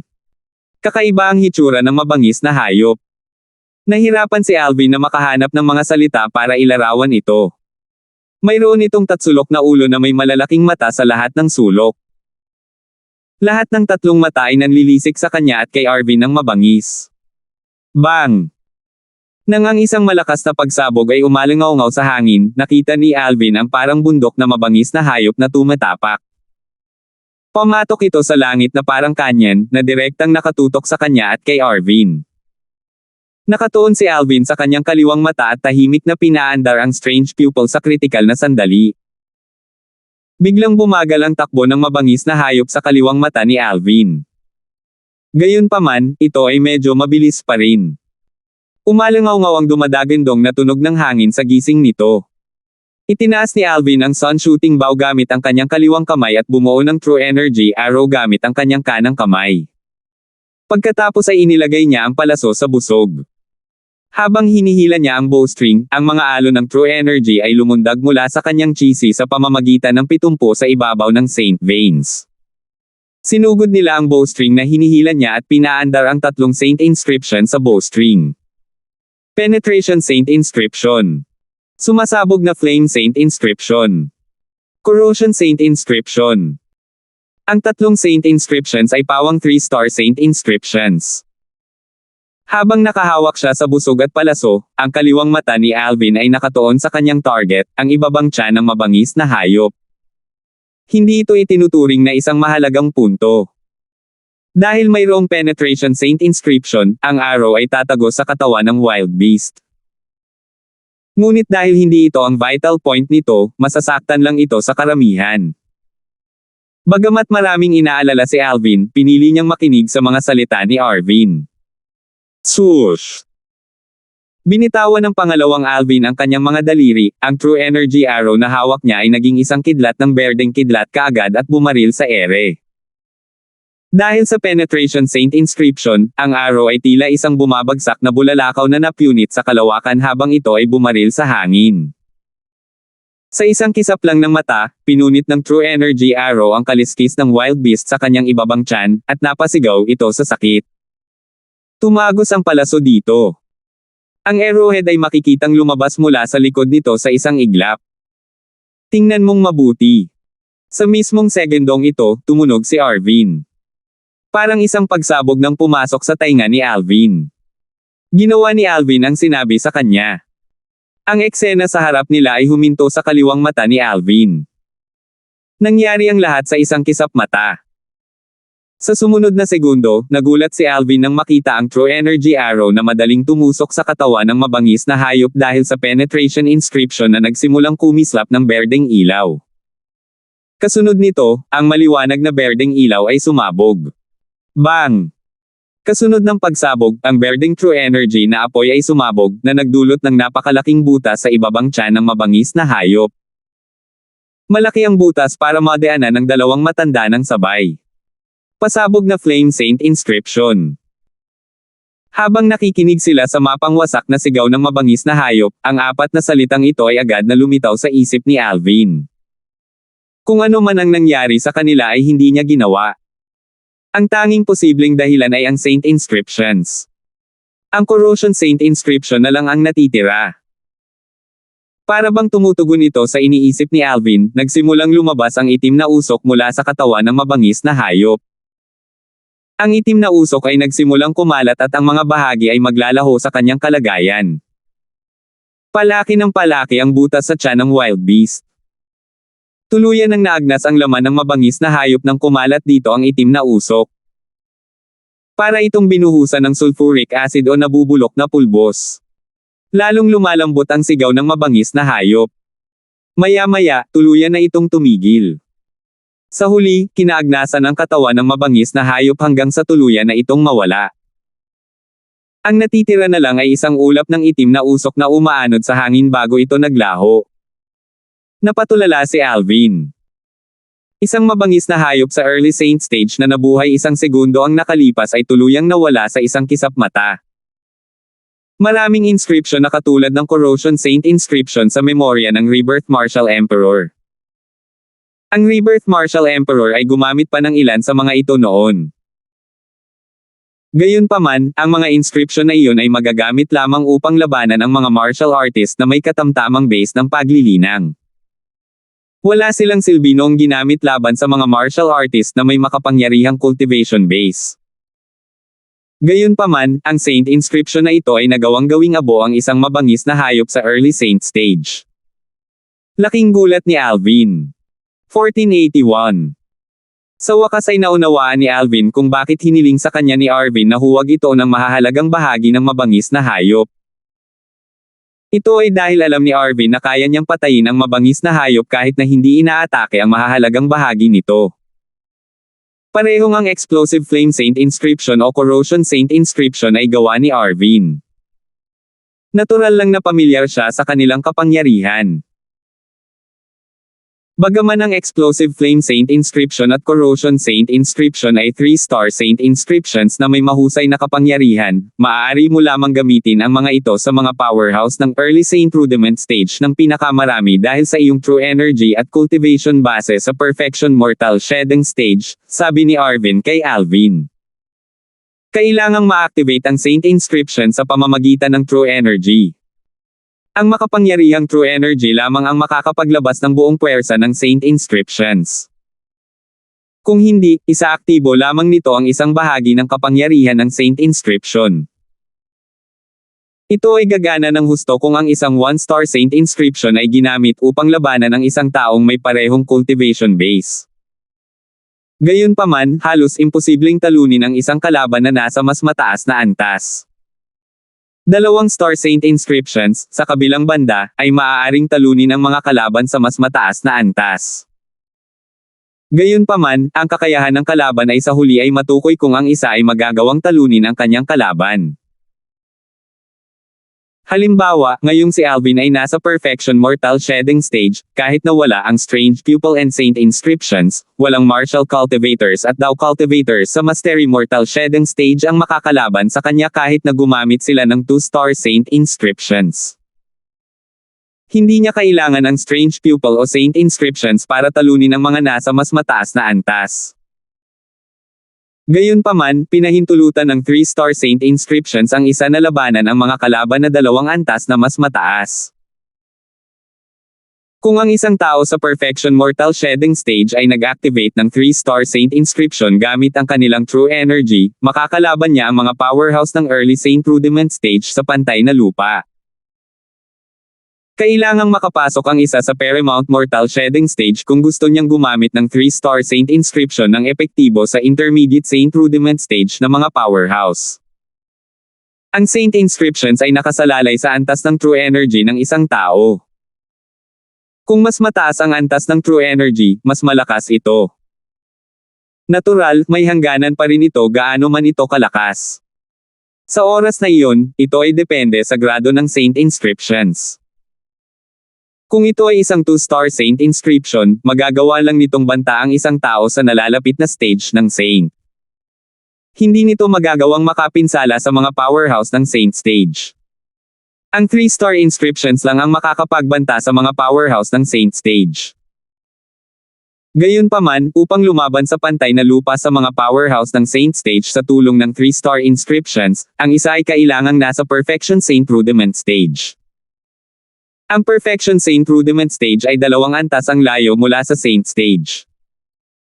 Ang nalalapit na stage ng Saint ay ang Paramount Mortal Shedding Stage. Tinawag itong Imminent Saint Stage dahil malapit ito sa Saint Stage. Mas malaki pa ang agwat sa pagitan ng stage ng Saint at ng stage na hindi Saint kaysa sa pagitan ng Mortal Shedding Stage at ng Innate Stage. Mabisa ko lang gamitin ang 3-star saint inscriptions kung gagamitin ko ito sa mga powerhouse ng early saint rudiment stage, naisip ni Alvin sa kanyang sarili habang nakataas ang kanyang kilay, mukhang kailangan kong itaas ang aking cultivation base ng mas mabilis. Sa kasalukuyan, malapit na akong makapasok sa Paramount Mortal Shedding Stage. Sa sandaling makapasok ako sa Paramount Mortal Shedding Stage, tiwala akong matatalo ko ang mga nasa Intermediate Saint Rudiment Stage.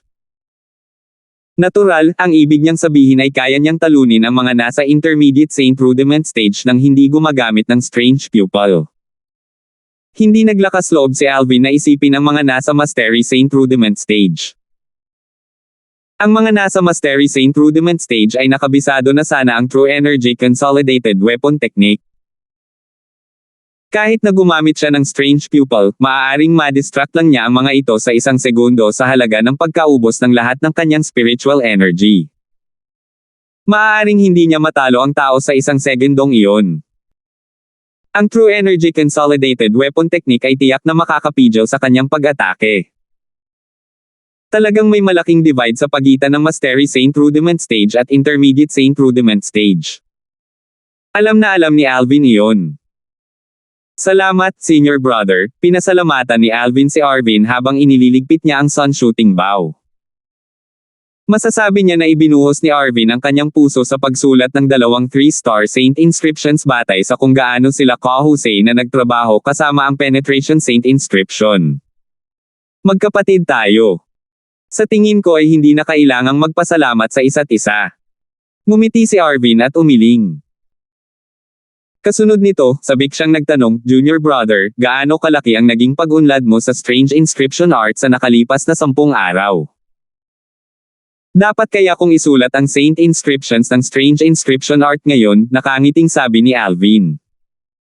Napatulala si Arvin nang marinig niya iyon.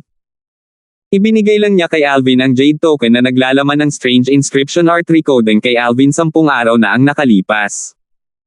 Pagkaraan ng 10 araw, sinabi talaga ni Alvin na maaari niyang isulat dito ang mga Saint Inscriptions. Paanong hindi siya magugulat doon? Junior Brother, tara na. Bumalik na tayo. Isang hindi nakikitang puwersa ang lumabas ng iyangat ni Arvin ang kanyang braso. Tinakpin ng puwersa si Alvin sa loob nito at dinala siya habang nagmamadali silang bumalik sa Moon Illumination Sect. Bumalik sila sa inner court at bumalik sa mansyon ni Arvin. Sabik siyang makita ang Strange Inscription Art Technique ni Alvin. Hanggang ngayon, hindi pa rin niya napag-aralan ang Strange Inscription Art. Samantala, ang nakababatang kapatid na ito na tinanggap niya sa ngalan ng kanyang guro ay nakabisado ang Strange Inscription Art sa loob ng 10 araw. Mayroong isang tahimik na silid sa mansyon ni Arvin na eksklusibong ginamit para sa pagsulat ng mga Saint Inscription. Ang isa ay hindi dapat mabalisa kapag nagsusulat ng mga Saint Inscription. Kung hindi, ang lahat ng pagsisikap ay mauubos. Si Alvin at Arvin ang tanging 2 tao sa tahimik na silid sa sandaling ito. May isang mesang bato na may espadang nakapatong sa ibabaw nito sa isang tahimik na silid. Ito ay malinaw na isang saint weapon. Samantala, may isang sisidlan na naglalaman ng hindi kilalang likido sa tabi ng espada. Ang hindi kilalang likido ay madilim na dilaw, at paminsan-minsan ay kumukulo at bula. Junior Brother, magagawa mo ba talagang isulat ang Drifting Light Saint inscription na may inscription ink na ginawa gamit ang napakaliit na materyales? Hindi makapaniwalang tanong ni Arvin habang sinusulyapan ang madilim na dilaw na likido sa sisidlan. Ang Drifting Light Saint inscription ay isang 1-star saint inscription. Alam na alam ni Arvin ang saint inscription dahil ito ay isang napakakaraniwang 1-star saint inscription. Ilang beses niya itong pinagpraktisan noong siya ay naging 1-star saint inscription master. Alam niya ang mga materyales na kailangan para isulat ang saint inscription tulad ng likod ng kanyang kamay. Walang mga materyales ang dapat na ibukod kapag inscription ang saint inscriptions. Samantala, ang kanyang nakababatang kapatid na si Alvin, ay isusulat ang Drifting Light Saint inscription, ngunit ang mga materyales na kanyang gagamitin ay kalahati, o higit pa sa kalahati, ng regular na halaga. Ang halaga ng material ay nabawasan ng malapit sa 2/3 ng orihinal na halaga. Bagamat alam niya na ang isa sa mga pangunahing punto ng Strange Inscription Art ay kung gaano ito katipid, natagpuan pa rin niya ang katotohanan na nangangailangan ito ng napakaliit na materyales na nakakabaliw. Senior Kuya, manood ka na lang. Bahagyang ngumiti si Alvin, at ang kanyang boses ay puno ng kumpiyansa. Sa sumunod na segundo, iniunat niya ang kanyang kanang kamay at hinawakan ang 9-star inscription pen ni Arvin. Iniabot niya ang kaliwang kamay pagkatapos huminga ng malalim at dinampot ang espada na nasa mesa. Ito ang kanyang unang pagkakataon na gumamit ng strange inscription art upang isulat ang Saint Inscription.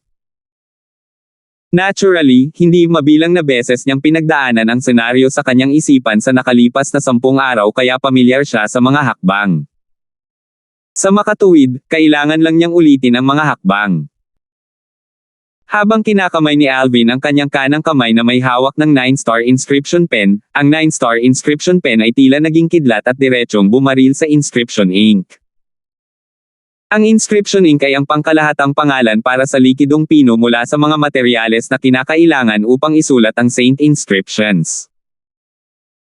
Ang 9-star inscription pen na gumagalaw sa bilis ng kidlat ay lumubog sa inscription ink na may matalim na dulo nito na parang tutubi na lumulusot sa ibabaw ng tubig.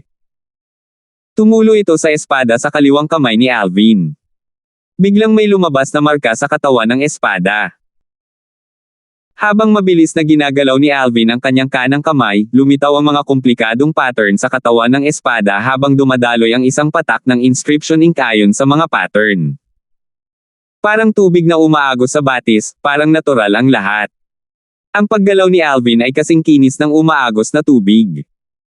Samantala, si Arvin na nanunood mula sa gilid ay natigilan sa pagsisimula nito. Ang bilis ni Alvin nang isulat ang Saint Inscription ay mas mabilis pa sa kanya. Ito ba ang strange inscription art? Nagtataka ako kung gaano karaming espiritual na enerhiya ang kailangan niyang gawin sa napakabilis na bilis. Tama talaga si Junior Brother na matuto ng strange inscription art. Bahagyang kumirot ang puso ni Arvin. Napukaw ang kanyang emosyon. Napakabilis. Masyadong mabilis. Sa pagtingin sa galaw ni Alvin, ang dalawang kaisipang iyon ang tanging natitira sa isip ni Arvin. So ito ang pagkakaiba ng Saint Inscription daw at ng Strange Inscription Art. Naging komplikado ang emosyon ni Arvin nang sa wakas ay nanambalik ang kanyang katinoan. Tapos na. Nang muling gumala ang isip ni Arvin, itinuwid ni Alvin ang kanyang likod at pinigilan ang kanyang paggalaw. Senior Brother, suriin ang epekto nitong Drifting Light Saint Inscription, at tingnan kung humina ang epekto o hindi. Tapos na. Nalaglag ang panga ni Arvin nang marinig niya ang mga salita ni Alvin. Dapat malaman ng isa na kahit ang kasalukuyang siya ay mangangailangan ng hindi bababa sa kalahating oras upang isulat ang Drifting Light Saint Inscription. Gayunpaman, wala pang 15 minuto ang ginamit ng kanyang nakababatang kapatid. Wala pang kalahati ng oras na ginugol niya sa inscription. Isa siyang 3-star Saint Inscription Master. Habang huminga siya ng malalim at pinipigilan ang kanyang pagkabigla, kinuha ni Arvin ang espada na ibinigay sa kanya ni Alvin. Naging komplikado ang ekspresyon sa kanyang mga mata matapos niyang subukan ang 1-star Saint Inscription, ang Drifting Light Saint Inscription. Ang epekto ay hindi humina, sabi ni Arvin na napabuntong hininga pagkatapos niyang mahabol ang kanyang hininga. Ang Strange Inscription Art ay talagang isang kamangha-manghang pamamaraan. Sa kasamaang palad, natatakot ako na wala akong kapalaran dito dahil sa aking aplikasyon sa espiritual na enerhiya. Ang paggamit ng espiritual na enerhiya ay nakadepende sa talento ng isang tao sa espiritual na enerhiya. Malinaw na kulang si Arvin sa aspetong ito. Hindi lang siya, karamihan sa mga Saint Inscription Masters ay hindi magagawa ito. Nakahinga si Alvin nang marinig niya ang mga salita ni Arvin. Bagamat hindi mabilang na beses na niyang pinagdaanan ang mga hakbang ng Strange Inscription Art, ito ang unang beses niyang isagawa ito. Ito ang dahilan kung bakit mahirap para sa kanya na walang pagdududa kahit na siya ay may tiwala. Senior Brother, ang iyong inscription pen, tawag ni Alvin nang marahan na hinahaplos ni Arvin ang Drifting Light Saint Inscription sa espada sa kanyang kamay. Inabot ni Alvin ang inscription pen sa kanya. Gayunpaman, hindi ito kinuha ni Arvin kahit na iniangat niya ang kanyang ulo upang tingnan ito. Naningkit ang kanyang mga mata habang nagngangalit ang kanyang mga ngipin. Tila isang malaking desisyon ang ginawa niya. Junior Brother, maaari mong makuha itong 9-star inscription pen. Bibili ako ng isa pa kapag pumunta ako sa Han River City, sabi ni Arvin habang nakatingin kay Alvin. Isang bakas ng pag-aatubili ang sumilay sa lalim ng kanyang mga mata. Dahil namana mo ang strange inscription art ng guro, tama lang na mayroon ka nitong inscription pen. Senior kuya, kung hindi dahil sa iyo, hindi ako matututo ng strange inscription art ng teacher. Itong 9-star inscription pen ang swerte mo. Hindi ako karapat-dapat na maging iyong junior brother kung talagang aalisin ko ang gusto mo. Patuloy na umiling si Alvin. 1482. Gustong-gusto ni Alvin ang inscription pen sa kanyang kamay. Gayunpaman, mayroon siyang sariling mga prinsipyo. Sino ba ang hindi magnanais ng 9-star inscription pen? Gayunpaman, gaya ng kasabihan, no gentleman should take away somebody else's love. Masasabi niyang ayaw ni Arvin na makibahagi sa inscription pen batay sa kanyang pag-aalinlangan kanina. Sa makatuwiran na hindi dapat tanggapin ni Alvin ang inscription pen. Kung hindi, masyado itong makasarili sa kanya. Nang makita ni Arvin na ayaw kunin ni Alvin ang inscription pen anuman ang mangyari, ang tanging magagawa niya ay bawiin ito. Matapos itong bawiin, sinabi niya ng may determinasyon, Junior brother, alam kong ayaw mong kunin sa akin ang bagay na mahal ko. Babawiin ko pansamantala ang panulat, ngunit dapat kang pumayag sa isang kondisyon. Sabihin mo, Senior brother, sabi ni Alvin. Kapag naging 3-star Saint Inscription Master ka, dapat mong tanggapin itong inscription pen. Kung hindi, kailangan mong kunin ang panulat ngayon. Sa katunayan, ayaw ihiwalay ni Arvin ang inscription pen sa kanyang kamay. Tao lang ang naramdaman niya. Walang masyadong 9-star inscription pens kahit sa Dow Marshall St. Land. Isa pa, matagal na niya itong ginagamit. Natural lang sa kanya ang pakiramdam na ayaw niya itong pakawalan. Gayunpaman, alam niyang hindi siya maaaring maging makasarili. Ang inscription pen ay naiwan ng gurong hindi pa niya nakikilala. Bagamat siya na ang may-ari ngayon, ang kanyang guro ay palaging gustong makahanap ng tagapagmana na magmamana ng kanyang strange inscription art, at si Alvin ang nagkataong tagapagmana. Naniniwala siya kung nandito ang kanyang guro, tiyak na ibibigay niya ang inscription pen kay Alvin. Oo naman. Sumangayon kaagad si Alvin nang makita niyang kumilo si Arvin na parang hindi siya susuko kung hindi siya pumayag sa kanyang kahilingan. Gayunpaman, sa kanya, ang hinaharap ay hindi tiyak. Marahil, wala na siya sa Moon Illumination Sect kapag naging 3-star Saint Inscription Master siya.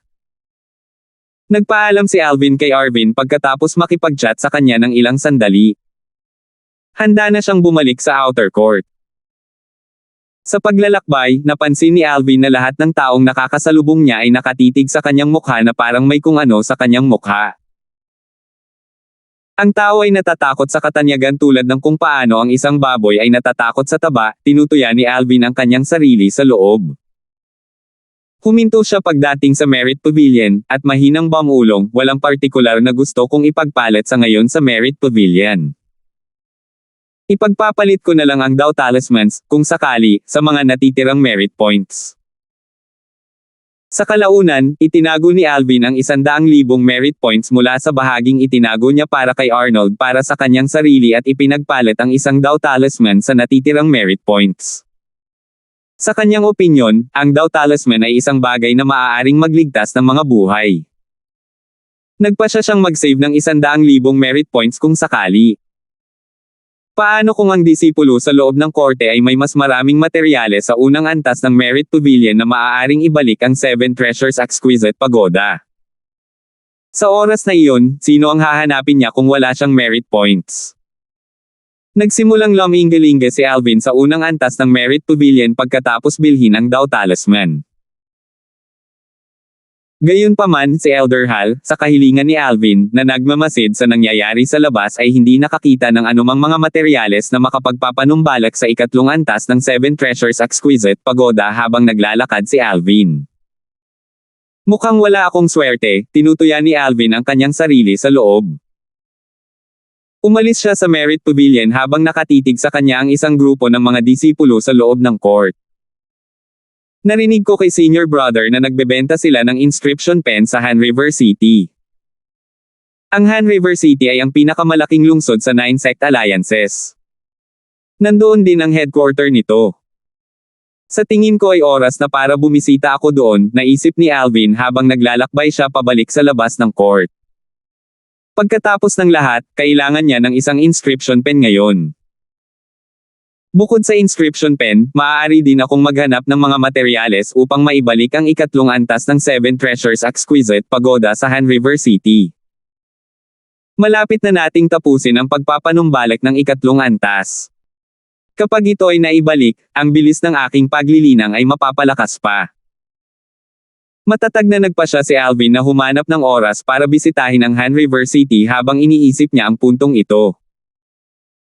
Hindi niya magagamit ang Celestial Supreme Treasure sa ikatlong antas ng 7 Treasures Exquisite Pagoda, ngunit ang cultivation environment doon ay mahalaga sa kanya. Ang 5 araw doon ay katumbas ng 1 araw sa labas. Kailangan kong bumalik sa Half Moon Island sa loob ng 8 buwan upang makasama ang 2 babae sa kanilang panganganak. Talagang lalakas ang aking kakayahan pagkatapos ng 8 buwan kung maibabalik natin ang ikatlong antas ng 7 Treasures Exquisite Pagoda. Sa oras na iyon, ang aking kakayahang protektahan ang aking sarili sa paglalakbay pabalik ay magiging mas mataas. Naging motibasyon si Alvin habang iniisip niya sina Kelly at Megan. Dadalhin ko sila sa Dow Marshall St. Land kapag nahanap ko na ang aking mga magulang. Sa oras na iyon, bibigyan ko sila ng marangyang kasal. Masayang ngumiti si Alvin habang iniisip ang kanyang 2 nobya. Hindi pa niya ibinibigay sa kanila ang katayuang nararapat sa kanila. Natural, hindi ito dahil sa ayaw niya. Hindi niya magawa dahil wala ang kanyang mga magulang. Parehong pumanaw na ang mga magulang ng mga babae kaya hindi na ito mahalaga. Gayunpaman, nasa paligid pa rin ang kanyang mga magulang. Natural lang na naruroon ang kanyang mga magulang kapag tuluyan na silang ikasal. Marahil ay makakapagsalita na ang aking 2 anak sa oras na mahanap ko ang aking mga magulang. Sa oras na iyon, sigurado akong matutuwa sila kapag nalaman nilang naging mga lolo't lola na sila. Hindi mapigilan ni Alvin ang mapangiti. Ang mga alagad sa labas ng court na nakakita kay Alvin na nakangiti sa sarili ay nagulat nang makita nila iyon. Bakit tuwang-tuwa si Kuya Darfield? May magandang naibigay ba sa kanya si Elder Arvin? Nang maisip nila ito, may bakas ng inggit sa kanilang mga mata. Gayunpaman, alam nilang wala silang magagawa sa napakalaking swerte ni Alvin. Si Alvin ay palaging isang taong hinahangaan nila. Lex, akala ko ba ang mga taong kasama ni Rohan ay hindi naghanap ng gulo kamakailan? Tanong ni Alvin nang makita niya si Lex. Senior Brother Darfield, sa kasalukuyan, sino ang hindi nakakaalam na ikaw ay nakababatang kapatid ni Elder Arvin? Na si Rohan ay tiyak na nabigla sa balita na idineklara ka ni Elder Arvin bilang kanyang nakababatang kapatid. Paano siya maglalakas loob na pumunta para maghanap ng gulo sa atin? Ngumisi si Lex. Ay, oo, hindi pa ako nakaka-congratulate kay Senior Brother Darfield. Hindi nagkomento si Alvin sa optimismo ni Lex. Hindi siya naniniwalang susuko si Rohan sa paghahanap ng gulo sa kanya dahil lang kay Arvin. Sa sandaling ito, si Rohan ay kailangang lihim na nagbabalak dahil hindi siya maaaring kumilos ng lantaran. Ito ay hindi isang bagay na kapakipakinabang sa kanya. Naturally, hindi siya nagsisi na pumayag kay Arvin na ipahayag ang kanilang relasyon. Hindi bababa sa Lex at Arnold ay ligtas na ngayon. Siguradong hindi mangangaha si Rohan na hayagang maghanap ng gulo sa kanila. Ngunit ang pagmamalabas ni Senior Brother. Hinarap niya si Rohan nang magkita sila. Hindi maiwasan ni Alvin na magulat nang sabihin ni Arvin na nakaharap niya si Rohan. Hindi niya masabi na mayroon itong protective side sa kanya. Ipinahiwatig niya na tiyak na mamamatay si Rohan kung maglakas loob siyang gumawa ng anuman kay Alvin. May panuntunan sa Moon Illumination Sect na ipinagbabawal ang pagpatay sa sekta, ngunit sino si Arvin? Kahit na ang mga powerhouse sa sekta ay hindi nang ahas na magyabang sa presensya ni Arvin. May magandang dahilan man siya o wala, walang maglalakas loob na gumawa ng kahit ano kahit na talagang nakapatay si Arvin ng isang tao sa sekta. Ang pagkakaroon ni Arvin sa Moon Illumination Sect ay espesyal. Sa buong taon, ang iba pang 7th rate na sekta sa 9 sect alliances na walang 3-star Saint Inscription Masters ay hindi tumigil sa lihim na pagpapadala ng mga tao para hikayatin si Arvin na sumali sa kanilang sekta. Ang ilang mga powerhouse ng Saint Stage sa Moon Illumination Sect ay lubos na nakakaalam tungkol doon. Tinanggihan ni Arvin ang mga alok mula sa 7 sekta noong nakaraan dahil nasiyahan siya sa kanyang oras sa Moon Illumination Sect. Kung hindi siya nasisiyahan sa sekta, walang sinasabi kung tatanggihan pa rin niya ang mga alok na iminungkahi ng iba pang 7 sekta. Napakahalaga ng 3-star Saint Inscription Master sa isang 7th rate na sekta gaya ng Moon Illumination Sect. Siya ay walang alinlangan na isang haligi ng suporta sa kanila. Lex, ililipat ko sa iyo ang merit points ni Arnold. Mangyaring ilipat ito sa kanya pagbalik mo. Natatakot ako na hindi makikita ng matagal pagkatapos nito, sabi ni Alvin kay Lex habang iniabot niya ang kanyang crystal card. Senior Brother Darfield, pupunta ka ba sa closed door cultivation? Tanong ni Lex. Oo. Tumango si Alvin. Gayunpaman, hindi niya ibinunyag ang kanyang mga planong umalis sa Moon Illumination Sect upang bisitahin ang Han River City patungong Lex. Wala siyang planong sabihin kahit kanino, kasama na si Arvin. Alam niya na marami na siyang nasaktang tao simula noong dumating siya sa Moon Illumination Sect kahit wala pang 4 na buwan mula noong dumating siya. Kung lalabas ang mga salita na aalis na siya, hindi ba siya hahabulin ng mga ito sa labas ng Moon Illumination Sect para patayin siya? Sa lahat ng sinabi, hindi binalak ni Alvin na umalis kaagad. Pupunta ako sa Han River City pagkatapos kong makapasok sa Mastery Mortal Shedding Stage, nagpa siya si Alvin sa loob. Gayunpaman, ang hindi niya alam ay dumating si Elder Rohan sa inner court sa Han River City nang pumasok siya sa ikalawang antas ng 7 Treasures Exquisite Pagoda para sa closed door cultivation. Kahit na ang kanyang direktang alagad na si Skylar ay hindi makikilala si Rohan na dumating sa Han River City kung siya ay nabubuhay pa. Ito ay dahil nag-disguise siya. Matapos makapasok sa mataong Han River City, nawala ang landas ni Rohan pagkatapos niyang dumaan sa ilang malalayong eskinita.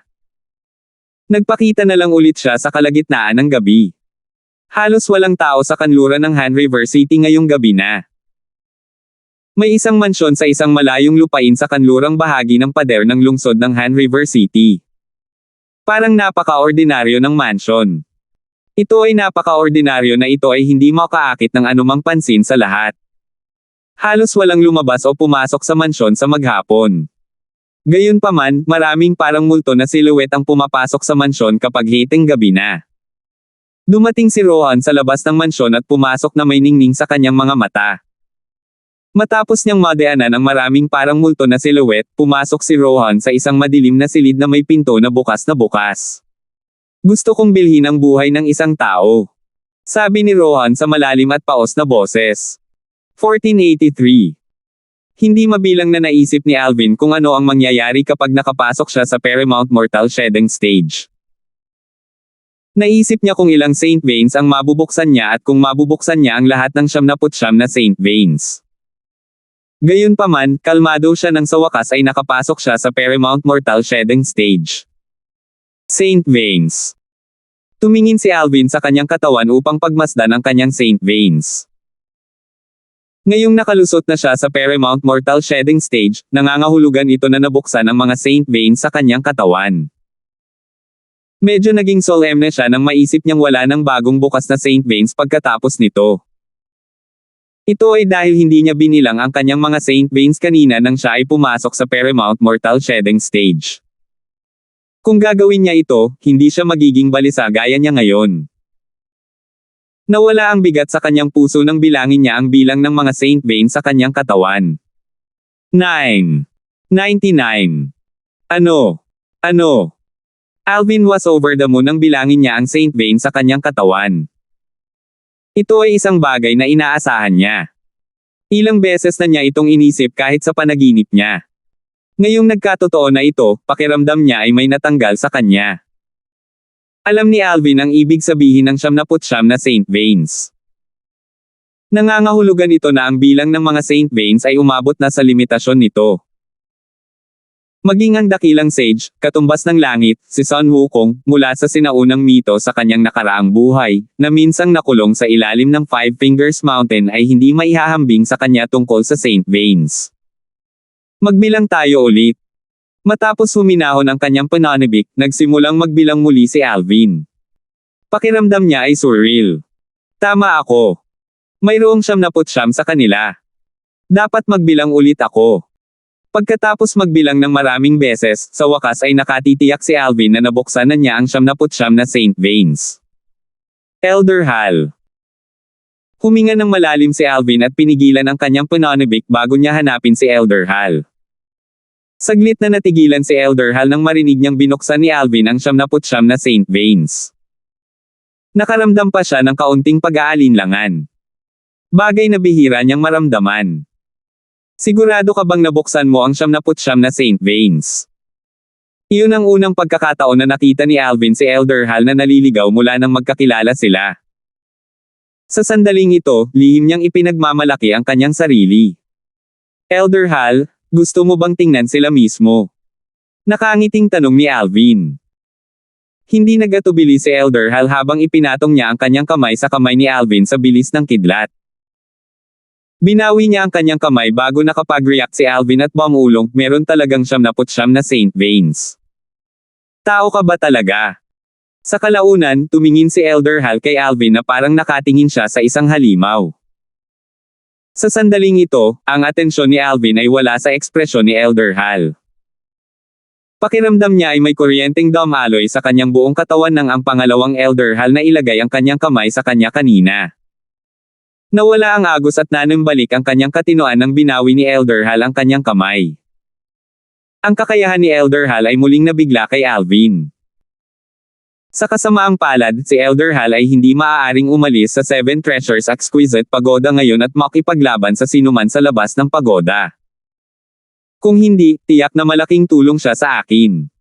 Naisip ni Alvin na ito ay isang awa.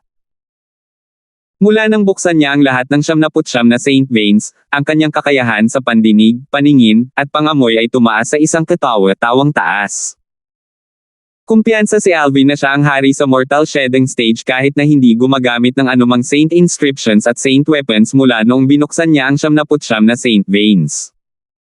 Hindi biro ang uri ng pagpapalakas na ibinigay sa kanya ng 79 na Saint Veins.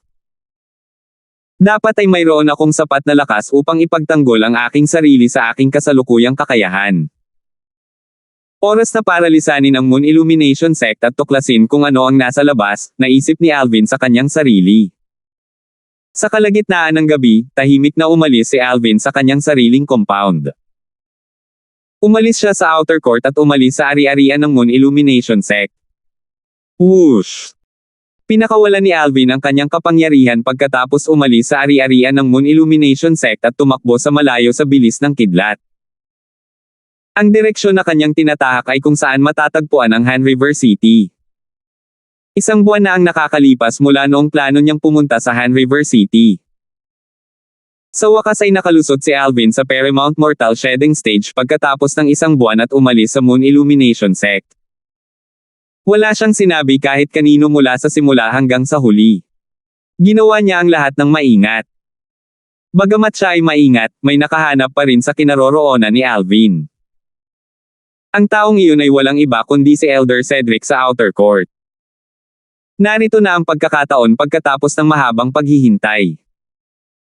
Umalis si Alvin sa kalagitnaan ng gabi nang walang sumusunod sa kanya, sa palagay ko kahit si Elder Arvin ay hindi alam ang tungkol dito.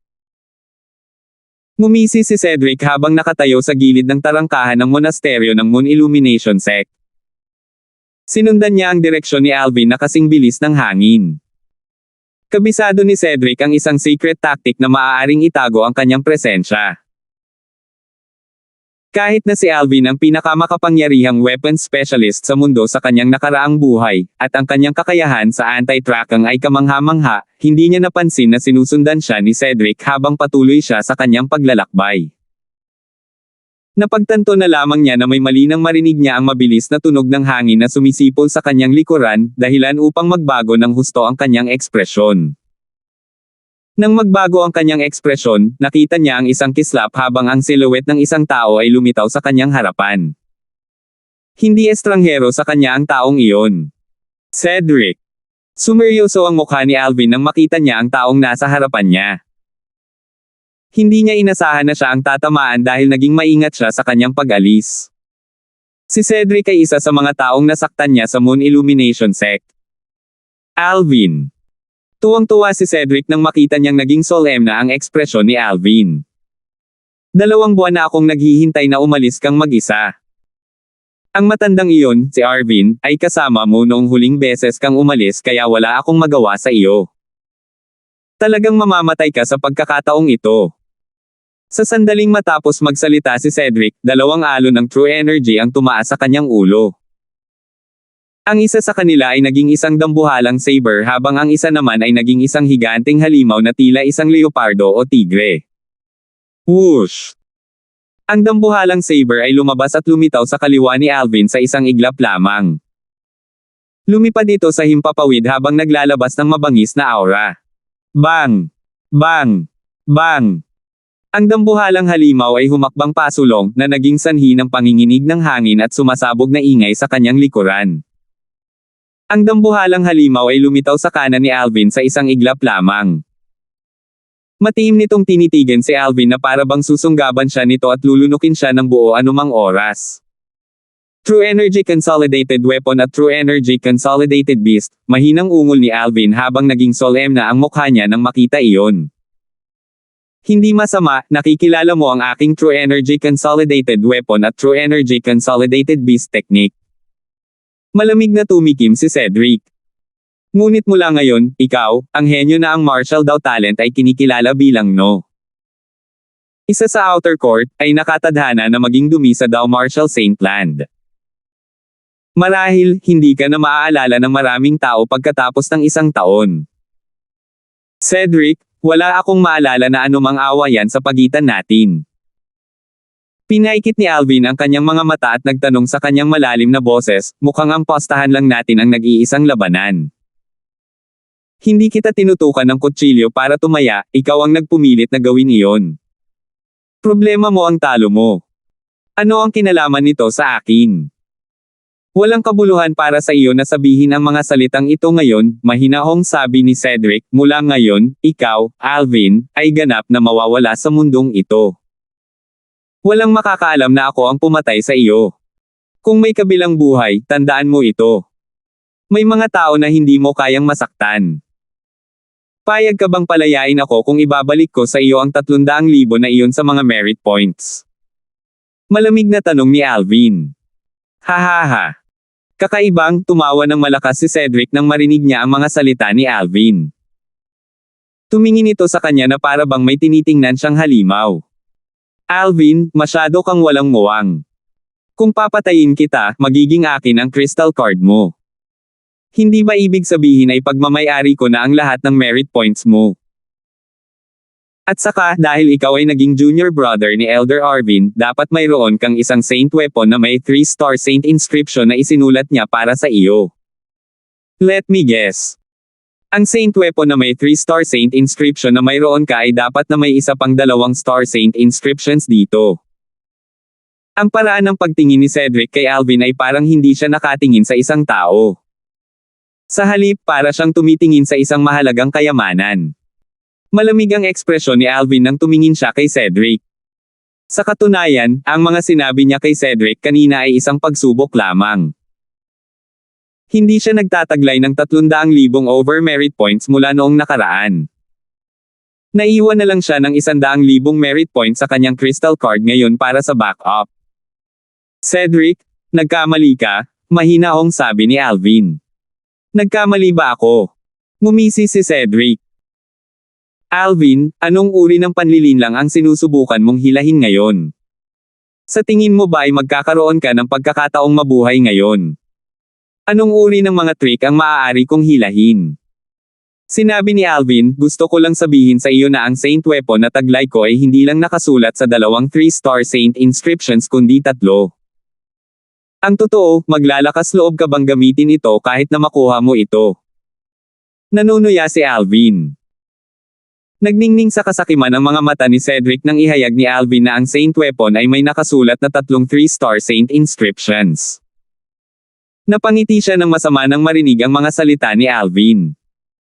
Sa tingin mo ba kailangan kong manatili sa Moon Illumination Sect pagkatapos kitang patayin at kunin ang Saint Weapon na may nakasulat na 3-star Saint inscriptions mula sa iyo? Madali para sa akin na pagtakpan ang mga bagay-bagay habang nananatili ako sa Moon Illumination Sect pansamantala. Aalis ako sa wakas. Sapat na ang Saint Weapon na may 3-star Saint inscriptions para magpasya siyang umalis sa Moon Illumination Sect. Nagdesisyon si Cedric. Mukhang matagal ka nang nagbalak, Cedric. Naisip mo na rin kung paano aalis dito, tumingin si Alvin sa mga mata ni Cedric at mahinahong sinabi, pero sa tingin mo ba ay mapapatay mo ako ngayon? Salamat po at sinamahan ninyo ako, ingat lagi mga master.